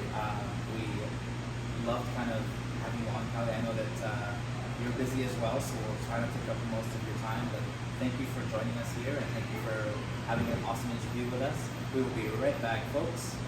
Welcome back, everybody. I am here with none other than Surekha herself. I am so excited to sit down and chat with you. The community, like I've said, have told me nonstop to come and visit you, to come by here, to come and chat with you. They have spoken about you very, very highly. And I know that this is like, it's hard to let someone know all these awesome compliments and stuff to their face, but I would be remiss if I didn't, because the very first shout out came from the Fort McMurray Chamber of Commerce. They said I had to come by and see you. They said that you had done some fantastic things for the community, and they just loved having you here. And they said that if I'm unable to get you, it would actually be a huge miss on my end. So thank you so much for sitting down with us and having this awesome interview. Before I get started too much, I know that Callie was saying that when you were starting this restaurant, that they were thinking and kind of skeptical about the idea. How did you come to the... All my children they thought I was a crazy person. Oh, no. Not only my children, but there's a lot of people in Fort McMurray that said, that's that crazy lady going to open a restaurant on the waterfront there. Wow, honestly. Yeah, and the road hadn't been finished in the front yet, and the building had been sitting empty for a couple of years. It didn't seem like anybody wanted to have anything to do with it. So the building was sitting empty for a couple of years. To me, it was a great opportunity to showcase the waterfront, and somebody has to start.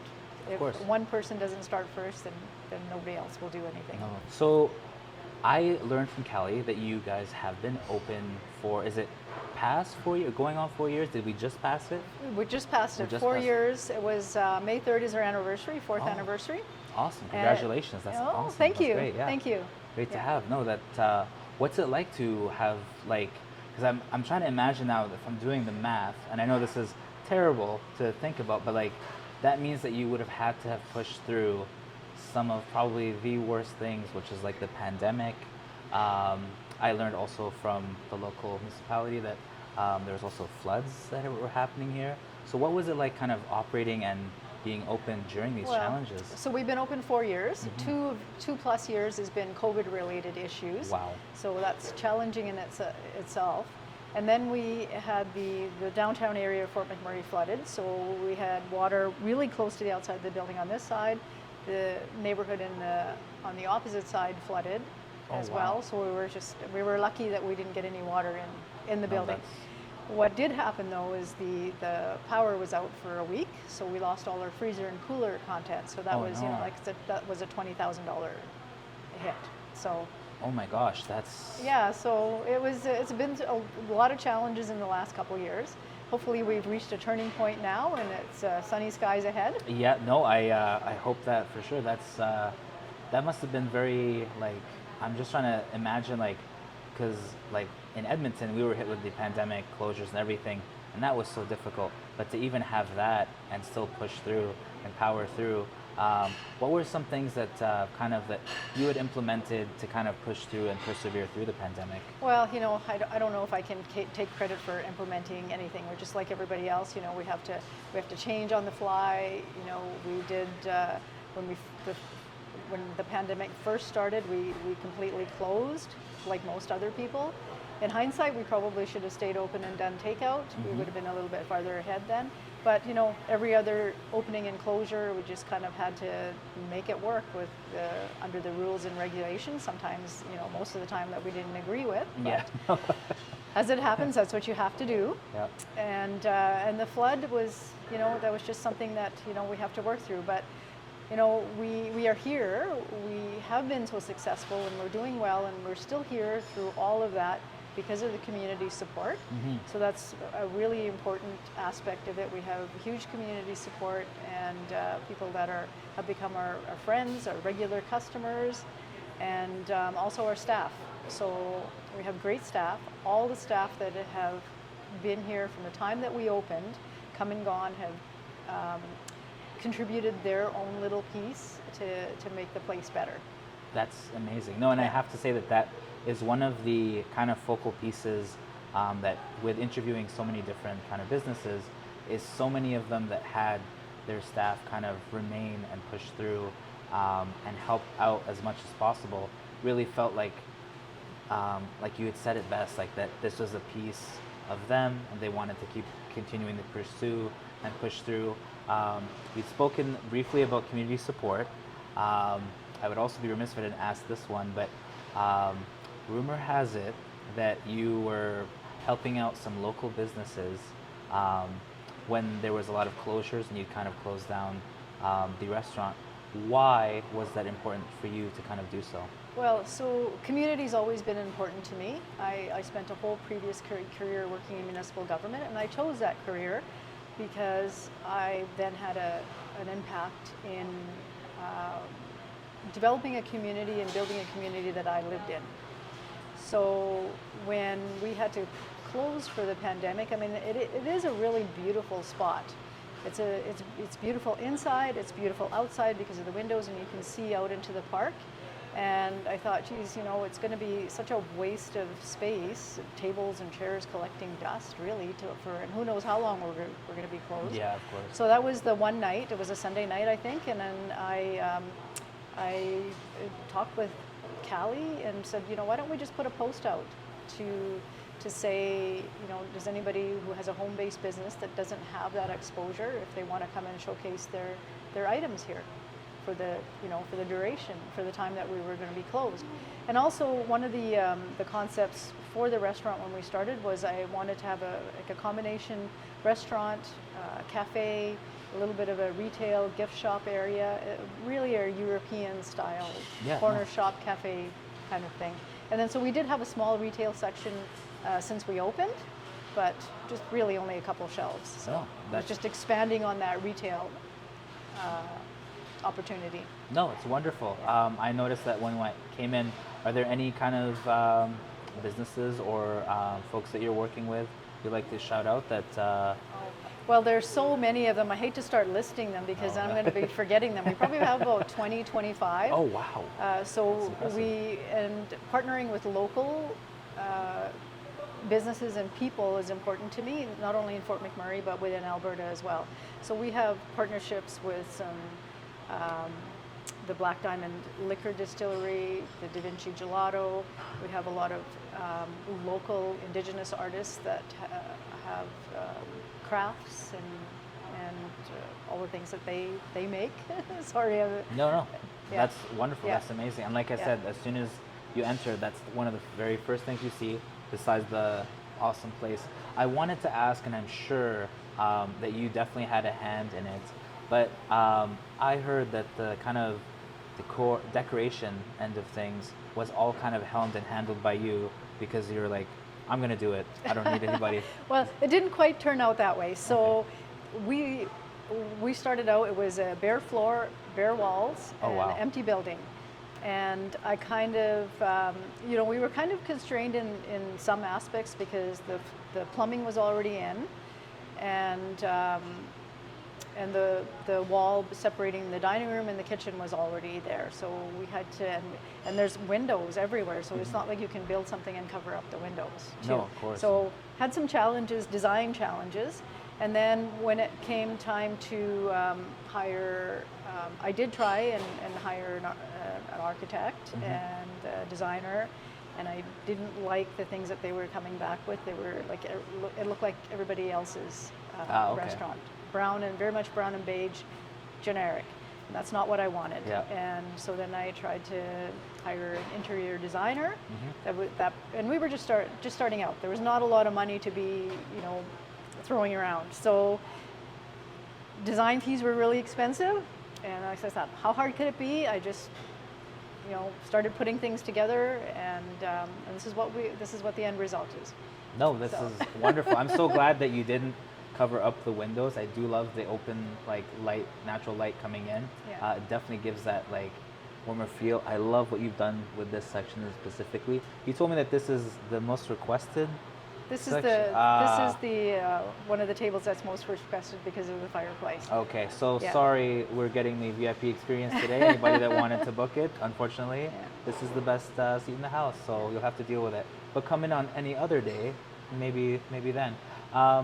Question I had for you, and only because we'd spoken with Callie prior to, is she of course said some wonderful things. I'm sure you must have heard, and it was even in the article that you are her role model and inspiration. I'm wondering, what is something that you would love to kind of pass on to her from mom to daughter while working with her? Oh, wow. Yes, I know. Very deep. I get heavy sometimes. Yeah. Pass on. Well, you know what? It's the same advice I would give to my younger self and my children, and also all the young people that we have coming in here, the servers and the bussers, is just not to worry so much. Okay. Not to stress about things and not to worry so much, but work hard and do a good job, and good things come from working hard. No, this isn't proof of it. I don't know what is. A follow-up question was going to be the menu itself and the menu items. How did you kind of come together and have that? And what items what were the very first items you started with? And what is your go-to favorite signature that you would love everyone to have when they visit? Okay. Well, so it's only been 4 years, but sometimes it seems like such a long time ago. But remember when I said everybody that's come in has added their little piece and made the place, put their little thumbprint and made the place special. When we first started out, there was kitchen staff and a manager here, and so we all sat together. We had a little bit of different style when we opened. We had a day menu and we had an evening menu. Okay. So it was the chefs from the day, the chefs from the evening, myself. We sat down and put the menu together. And then once we were done, they said, you know, does this, Surekha, does this reflect who you are and what you want to see under your name? And I said, no, it does not. I'm all about the cheese and the bacon and the chocolate and all the bad things. So, wonderful. Okay. So we had to redo the menu. So there's a lot of items on the menu that has extra cheese, extra bacon, sauces, butter, all those things that, and there's healthy things as well, but there's all most of the menu is decadent. Okay, perfect. Yeah. Is there, and I had to ask this because sometimes it happens with some restaurants, is there anything that particularly is done your style? So if I ask for something done, Surekha style, would they?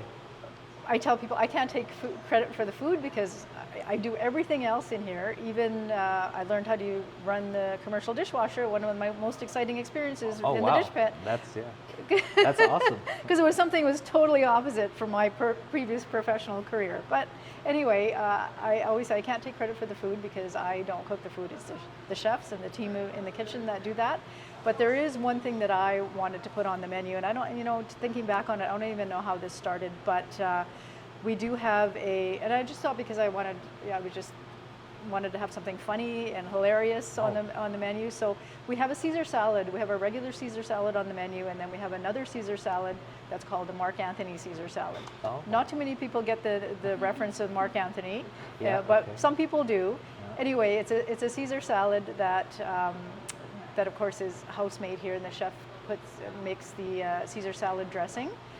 And but what I had requested to be that it has extra bacon, extra cheese, extra dressing on it, and we were trying to create a salad that was a Caesar salad with a protein on it. And so we tried the spicy chicken, and we tried a couple other things. It just wasn't working out. So I said one day, why don't we just try the cod, because we do have cod. We serve fish and chips. And it worked out, and it tastes really good. And in the description on the menu, it says cod to die for. So the Mark Anthony Caesar. They're really good. I like it. That's awesome. Yeah. And so here it is. Oh, wow. I actually did not even plan that. That was just a genuine question. That's fantastic. Oh, look at that.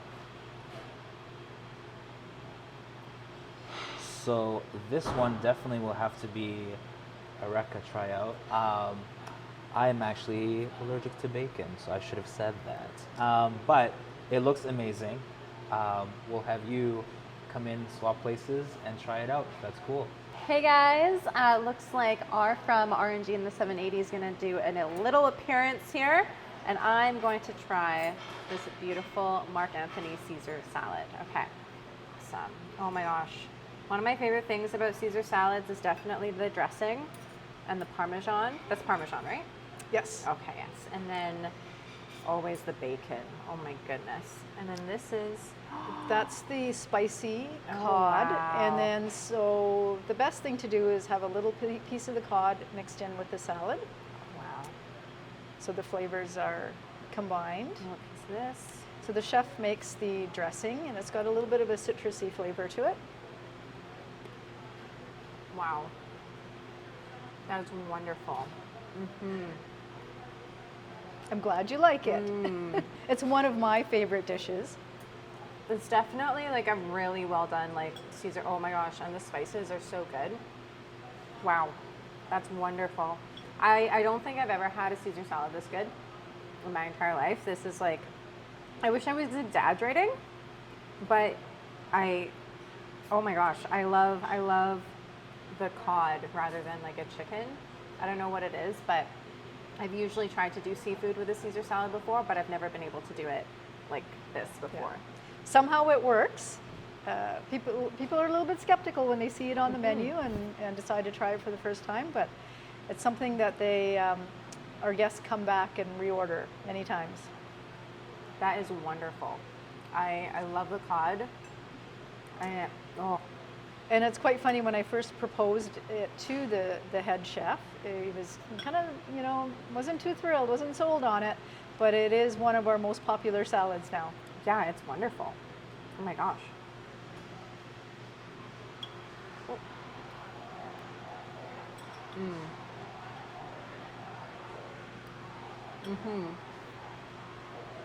Thumbs up. 10 Prove. 10. Literally like 10 Rekhas. So good. So good. Is that a thing? Is that a measuring system? That's her measuring system. That's my measuring system.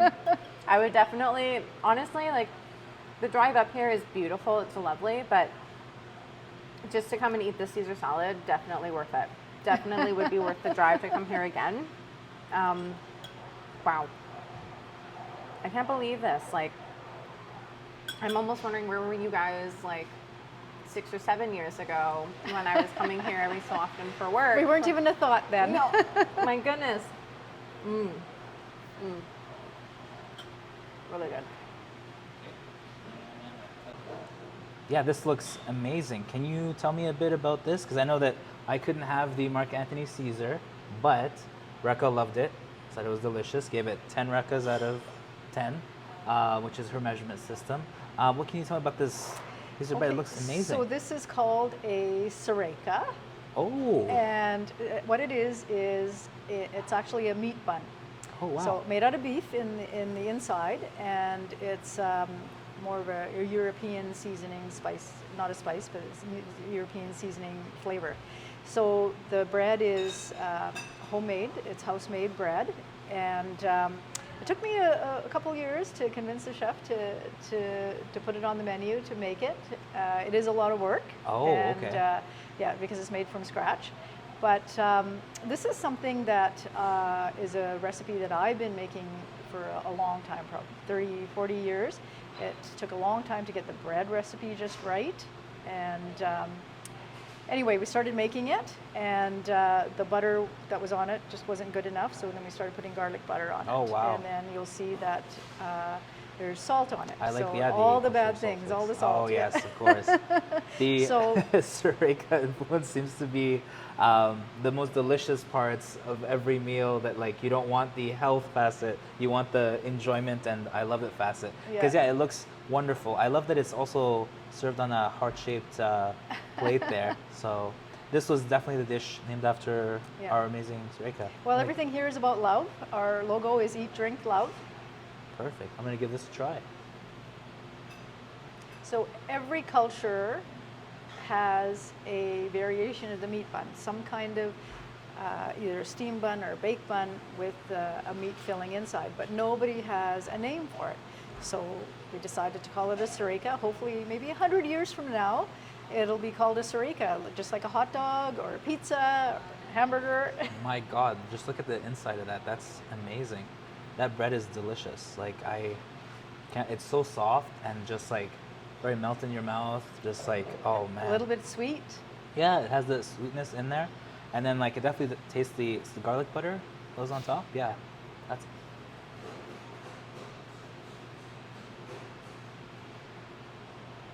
Wow.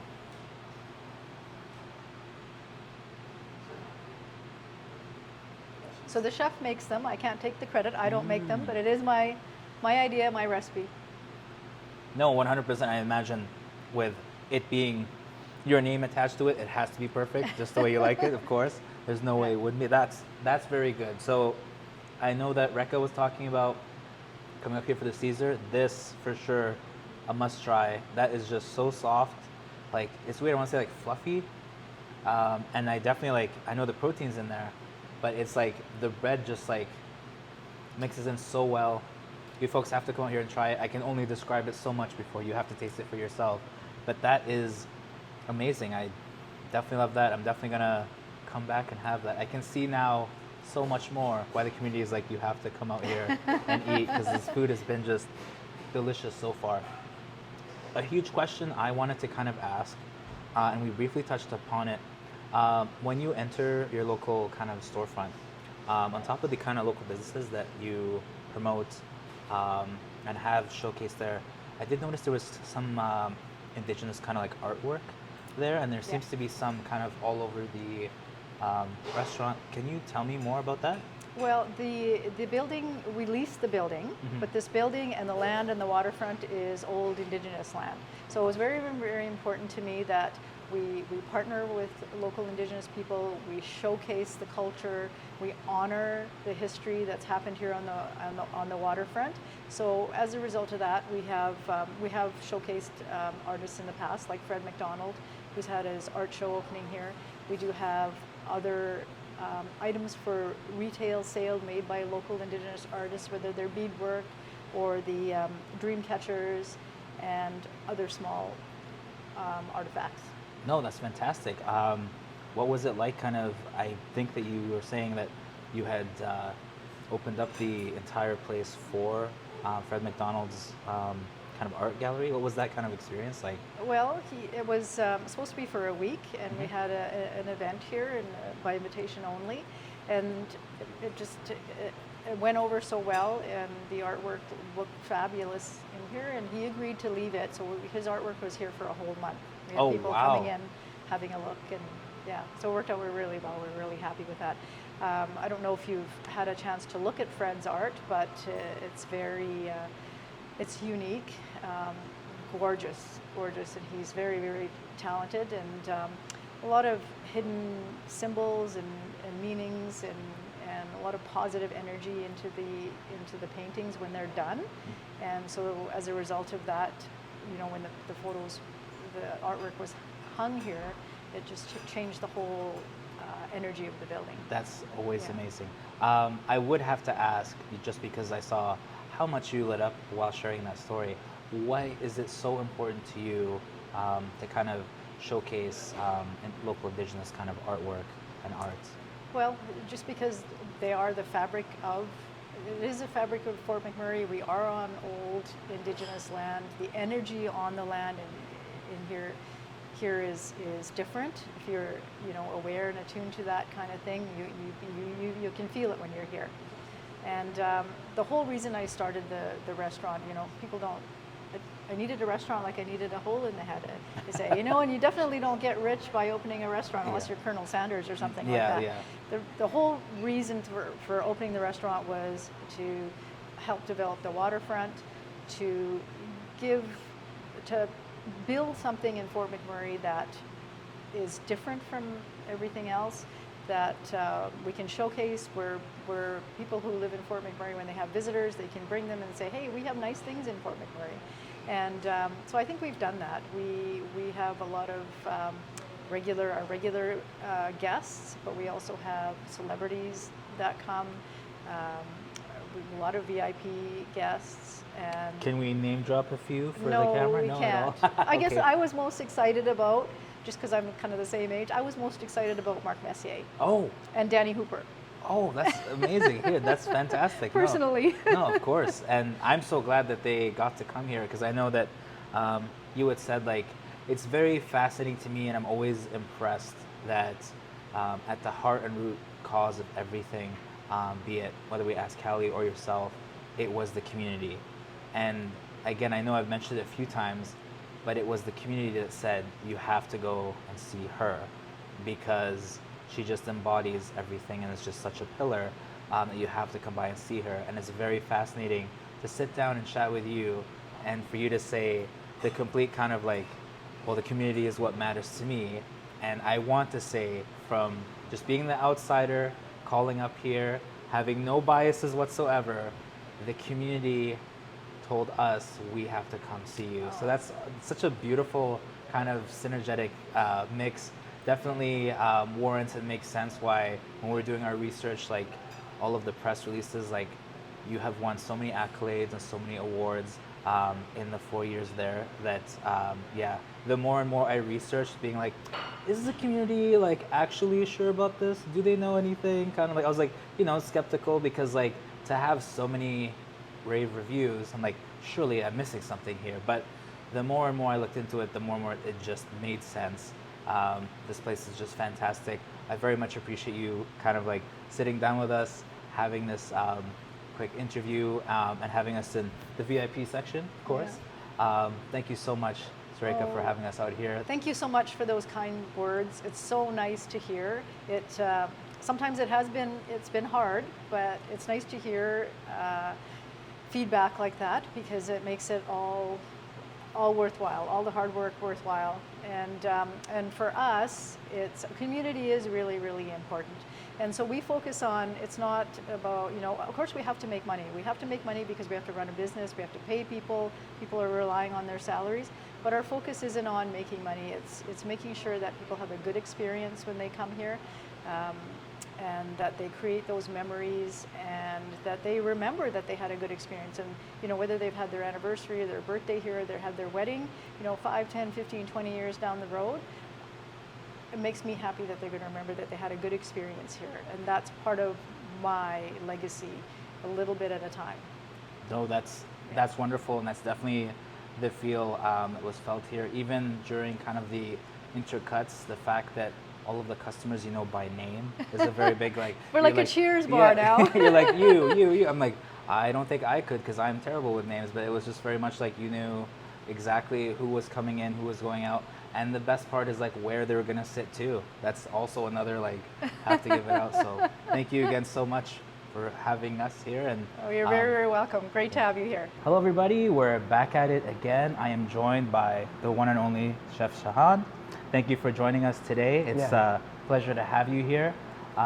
What have you kind of got in store for us today? I see that. Oh, this is Sri Lankan chicken curry. Oh wow. Yeah. That looks amazing. I don't know if you wanted to, Rekha's just gonna come in here. Oh wow. Can you tell me a bit about what goes into make, you said it was Sri Lankan? It's an authentic Sri Lankan chicken curry. Oh, awesome. Yeah. And this is called eggplant moju. Okay. And typical Sri Lankan salad. Nice. And the turmeric rice. It's a tempered with the onion, garlic, and cloves and cardamoms. Nice. And more aroma is coming. Also, I use in the Sri Lankan herbs for making the marination for the chicken curry and the sauce and everything. And this is called the papadam.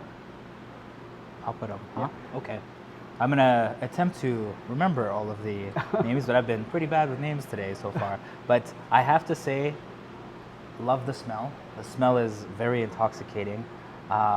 What is the kind of biggest ingredient that we're smelling right now in the curry? Mostly curry flavor. Okay. And this, because back home we are mostly coconut based, everything. Oh, nice. This one based with the coconut milk. Perfect. Mostly. No? Everything is mostly coconut milk. And cloves, cardamoms, everything, especially herbs, mostly we will added. No, this is very like, I can't lie, like the smell of it is just, yeah. If only you folks at home had smell-o-vision, which you don't, so you'll have to come down here and try it. And then how would I go, what's the best way to go about kind of, is it mix and match, or what's the best way to? Mix with rice mostly. Okay. And you can have a papadam for the crunchy for you. Nice. And it's, yeah. Oh, wow. Yeah, I love that. Oh, wow. You're supposed to break it and then eat the piece. Oh, yes, sorry. Yeah, my camera person is yelling at me. Here, we'll break it and have a piece, like, here. Oh. Are you getting that ASMR? Is it great? This is delicious. Yeah. Amazing. So I know that I was previously talking with our wonderful owner, Surekha, about about the food inspirations and everything. Is this one more inspired by you or her? No, because she asking something my authentic style, my country makes something. So, and she's from the India too. Oh, nice. And she asking me make it nice flavor to kick for the people. Oh, so nice. I make it my country food and make it everybody happy. And because I don't want to make it different flavors, because I based from Sri Lanka, so I use in the Sri Lankan spices from the Sri Lankan stove. So that's why we bring in everything. Perfect. So no? that's why I make it this one everything. And we can have it if your customer come, we can have mild, because mostly average spicy flavors there. So you can ask well make it mild or spicy, extra spicy, like that. We can make it according to how the customer want it. What's the hottest one? Is it extra spicy? Yeah, extra spicy. But like we have the chicken curry, prawn curry, and lamb curry. Okay. Lamb curry is the hottest. Okay. And chicken is a mild little bit, and the prawn after that, like that. But we can make it spiciness how the customer want it. And is the highest level the chef level? That's the top level? Yeah, there? some customers asking make it extra spicy. Okay. Yeah. No, that's perfect. But for me knowledge, I don't like it make it extra spicy. Okay. Your palate, you kill your palate, everything. You feel only the spicy.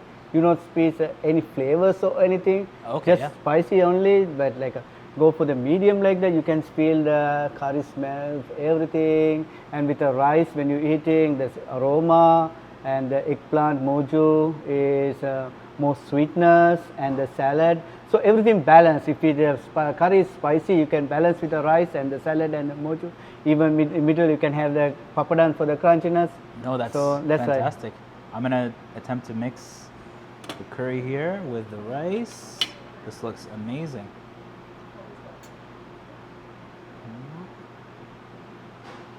Right there. Oh wow. Did you? Oh, I was gonna. Oh. I don't know if my camera crew is as excited as I am to try this out. Oh wow. Here, I'm gonna come over to you to watch you. Okay. We're just gonna shift the camera here so we can see. Oh wow. Yeah, I wish you folks had smell-o-vision. I tell you, this is.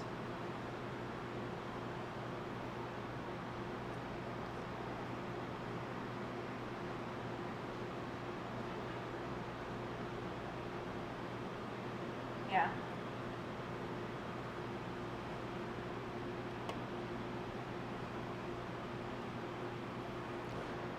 Definitely come down and have this. This is fantastic. I am a huge fan of spicy and spices in dishes, and you are 100% correct.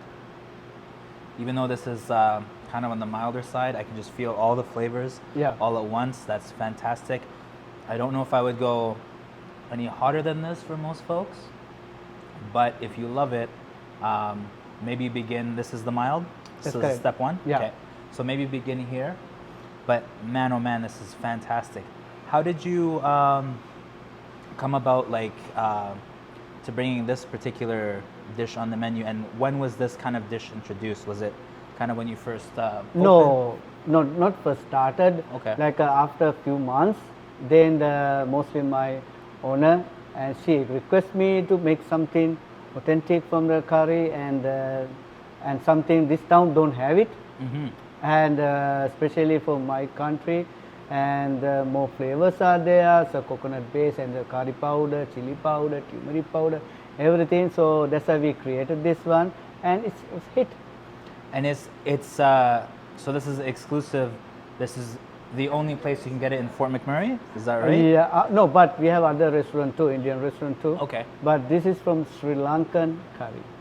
So the Sri Lankan version is exclusive to here only. Only here.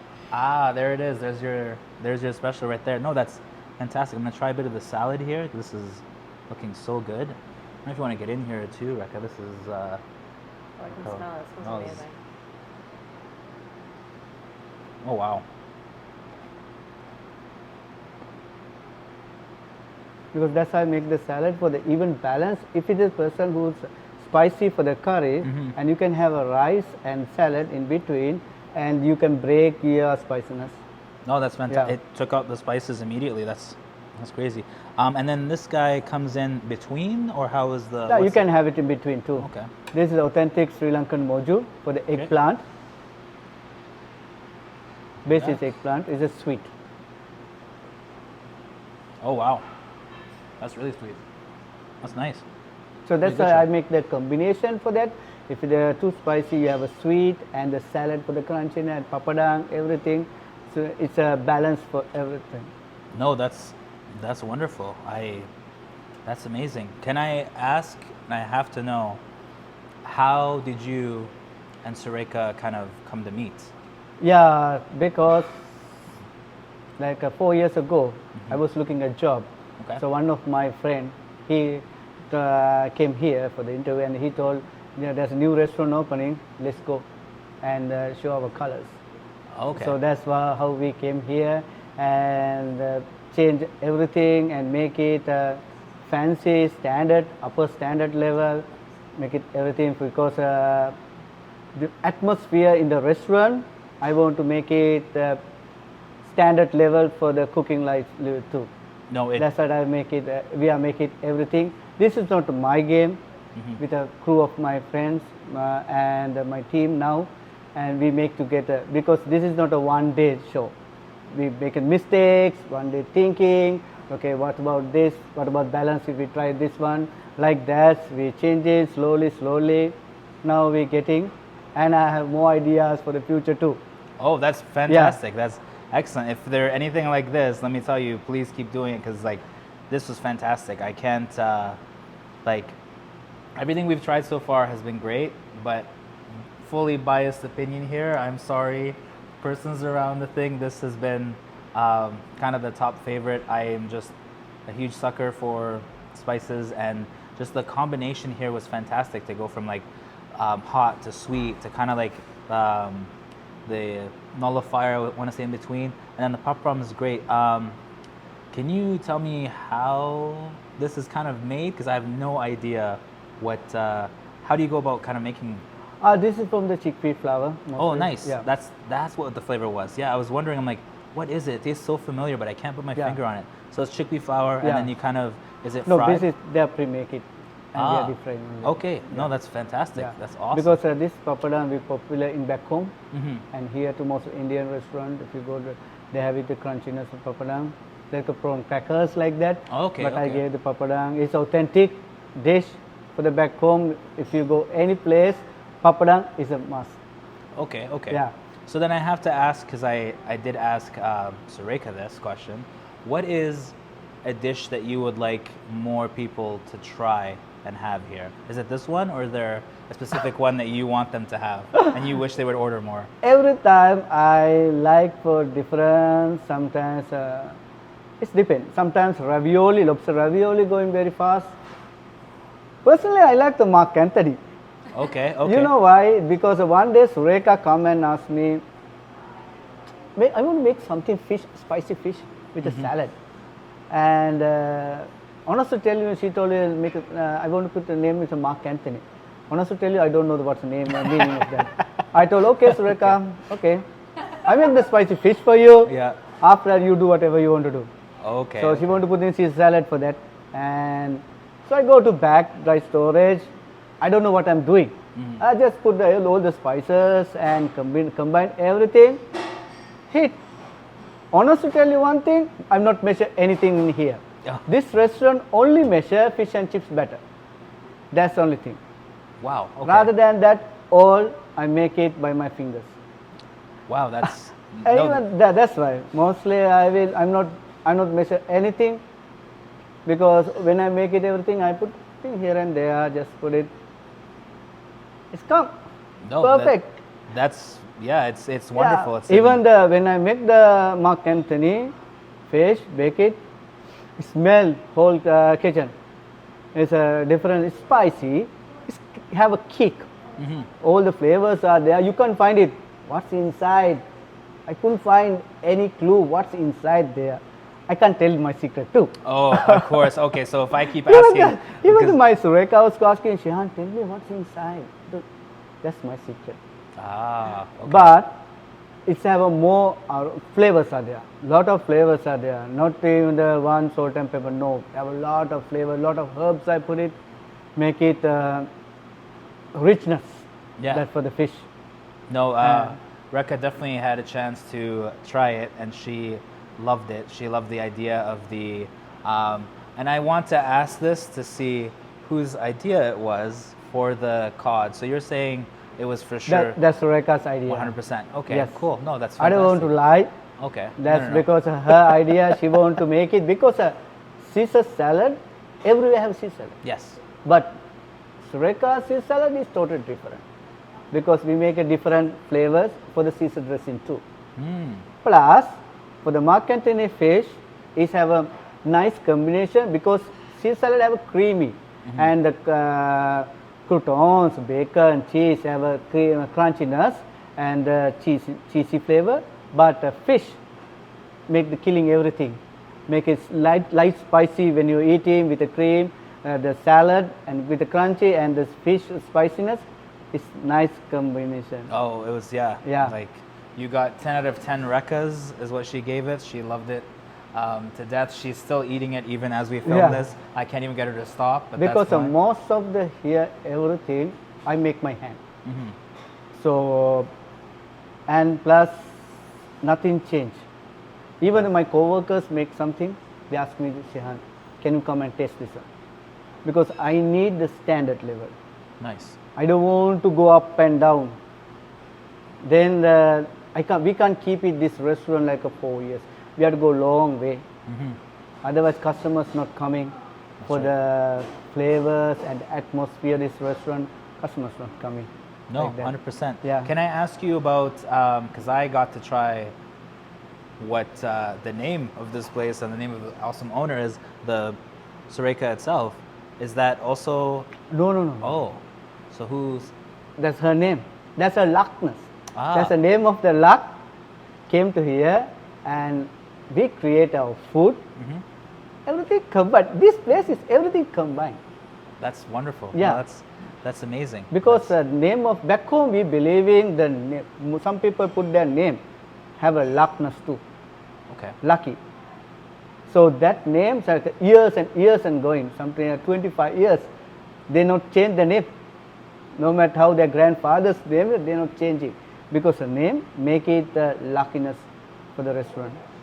That's amazing to know. I actually had no idea about that. That's very interesting. No, it definitely feels like, I don't want to say super lucky because I see the hard work and I Yeah. see the effort that's put into the place. But, you know, Surekha was mentioning something about like the energy here. And if you can feel it, then you understand it. And it's just a great energy. It's beside the waterfront, like everything, and even hearing her story about how she came to kind of making this place happen was so interesting and fascinating, and just Yeah. having that belief. So I hope that the name continues to be Yeah. super lucky, because yeah, it's so unique. I don't think I know a single name remotely close to it. So just a few kind of follow-up questions for you. I always want to know this one just because of restaurants, but when are you typically in for prep and getting the place ready? Sorry? Like when do you come in to kind of get everything ready? Because so many restaurants I know open at 9, but the crew is in there at like 6 or 5 in the morning. We prepping normally everything, we like- come in 9 o'clock. Okay. Sometimes I'm come a little bit early rather than other people. I come because mostly we write down the night time what is the prep list, because early day was really busy. We had to ready everything. Before 11:30 we had to start. So that's why we are coming early morning. No, that's Yeah, not Fantastic. early morning like the restaurant, but we normally come 9 o'clock. perfect. Yeah. Excellent. And are you in here every day Yes, to be asked? 6 days. 6 days 6 working days as until well. close. Wow. Until closing, I will there, because for me, what I've grown up in the back home, our phone school, because it's not nice as a boss, you finish, you are going home. No, you have to help for the other people too. Sweep the floor or something like that, you have to help. That's called the team game. Because I'm the boss, okay, I'm done the dinner rush, I'm going. So what about the other people hard working with me? And they have to finish everything? No. For me, no. I'm not a person like that. I want to help for them and finish them. Let's work as a team. Let's go as a team too. That's fantastic. That's very interesting because she had mentioned how she learned, was it the commercial dishwasher? That, yeah, so she had learned that, and very much she wanted to kind of work with the team, make it happen. So hearing that like the team is important, the team to make it happen, was that kind of the most important thing that, you know, like as the pandemic happened, it was important to work together as a team? Yes. Perfect. Yeah, mostly pandemic time is tough for everybody. So what I did, I take a break and let other people give the hours for them. Because it's, as a boss, you have to take care of a team. Because if team is there, I can play my game. If team is not there, I can't play my one hand. I need two hands for the clap for everything. I love that analogy. So- That's great. Yeah. Okay. So I need a team. I told, okay guys, busy time, I will work. Now slow time, you guys work. Make your family happy. It's okay. Busy time, I work myself. So this is called a team spirit for that. So as a leader, you can't be a selfish guy. You have to be a real model for your team. Then team will respect you. Respect is not for the money. You have to take the value from the respect from other people. That's what I'm doing. No, that's amazing, and that's fantastic that's what kind of pushed through and helped out. Like, I know it just, the energy here just feels like that so very much. One question I had, maybe a bit of secrets. Are there any dishes you're working on coming soon? Not now, because still I'm thinking about the summer rush. But when I get in break like September, October like that, I'm thinking, because I'm thinking about the Valentine for next year. Oh wow! Okay. So mostly we are launch our new things around Valentine time. Okay. So Valentine we have, because I want to think a little bit more, like mostly items we added for the menu from the Valentine. Okay. So that's why I was thinking different things, and also I'm thinking what this town don't have it. Okay. That's what I want to launch. So I want to then people like it, but the town don't have it things. But every places have things. I don't want to put it in here. No, of course. There's no point. So that's why I want to do it unique things for this unique place. No, that's amazing. And look at like the smiles all around are just fantastic. I just love the energy. I'm so glad you came and sat down with us, because like it's awesome. The food's great. Chef is just like all smiles this whole time. I can tell that you really enjoy putting, like you said, your hands in kind of everything and making the dishes, and that's so important because everything just tastes so good and so unique and so like well put together. Like there was care and there was thought into it, and it's not just get the dish out to this. It's like, no, I have to taste it. No, you have to be a love. You have to be we have passion is there, but if you have no love, the plate is nothing. Wow. You have to, it's coming from inside. How much you hard work, it doesn't matter if you have no love for your plate and you are not create that one. So you can put salt, pepper, whatever herbs, you can make something, but there a secret is there. That's called the love. You have to put the love, change everything. No, I have yet to have anything here that is remotely like doesn't feel like care and attention. Like even the scallops, when they were like first like served up to us, there was like the decor of it where everything was kind of put in place, the garnish, like there was a lot of care in prepping the dish to make you like be ready. Someone mentioned that like you wanted to see it with your eyes first, and for it to be beautiful first before you taste it.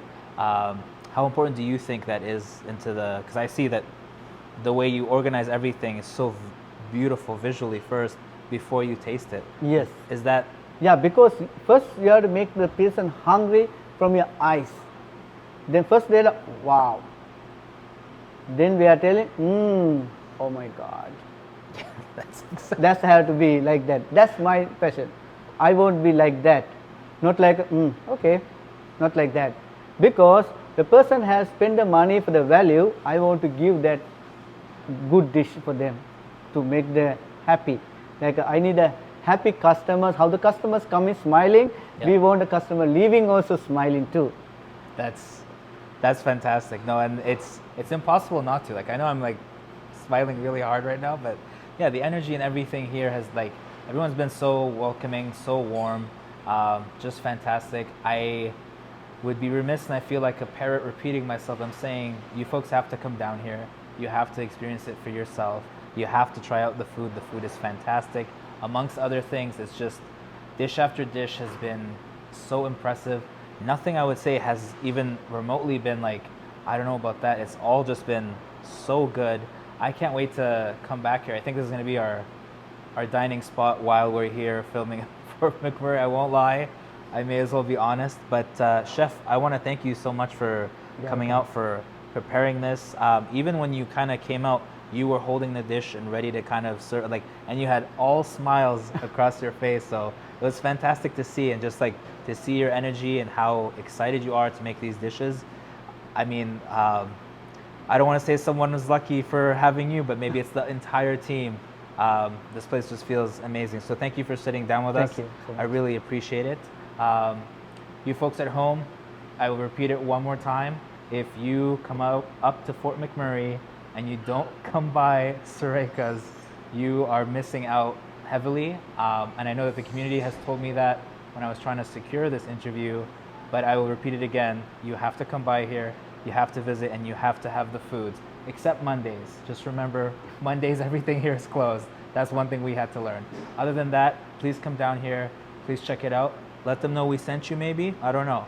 But besides that, this has been Gabby from RNG in the 780, and thank you for having us.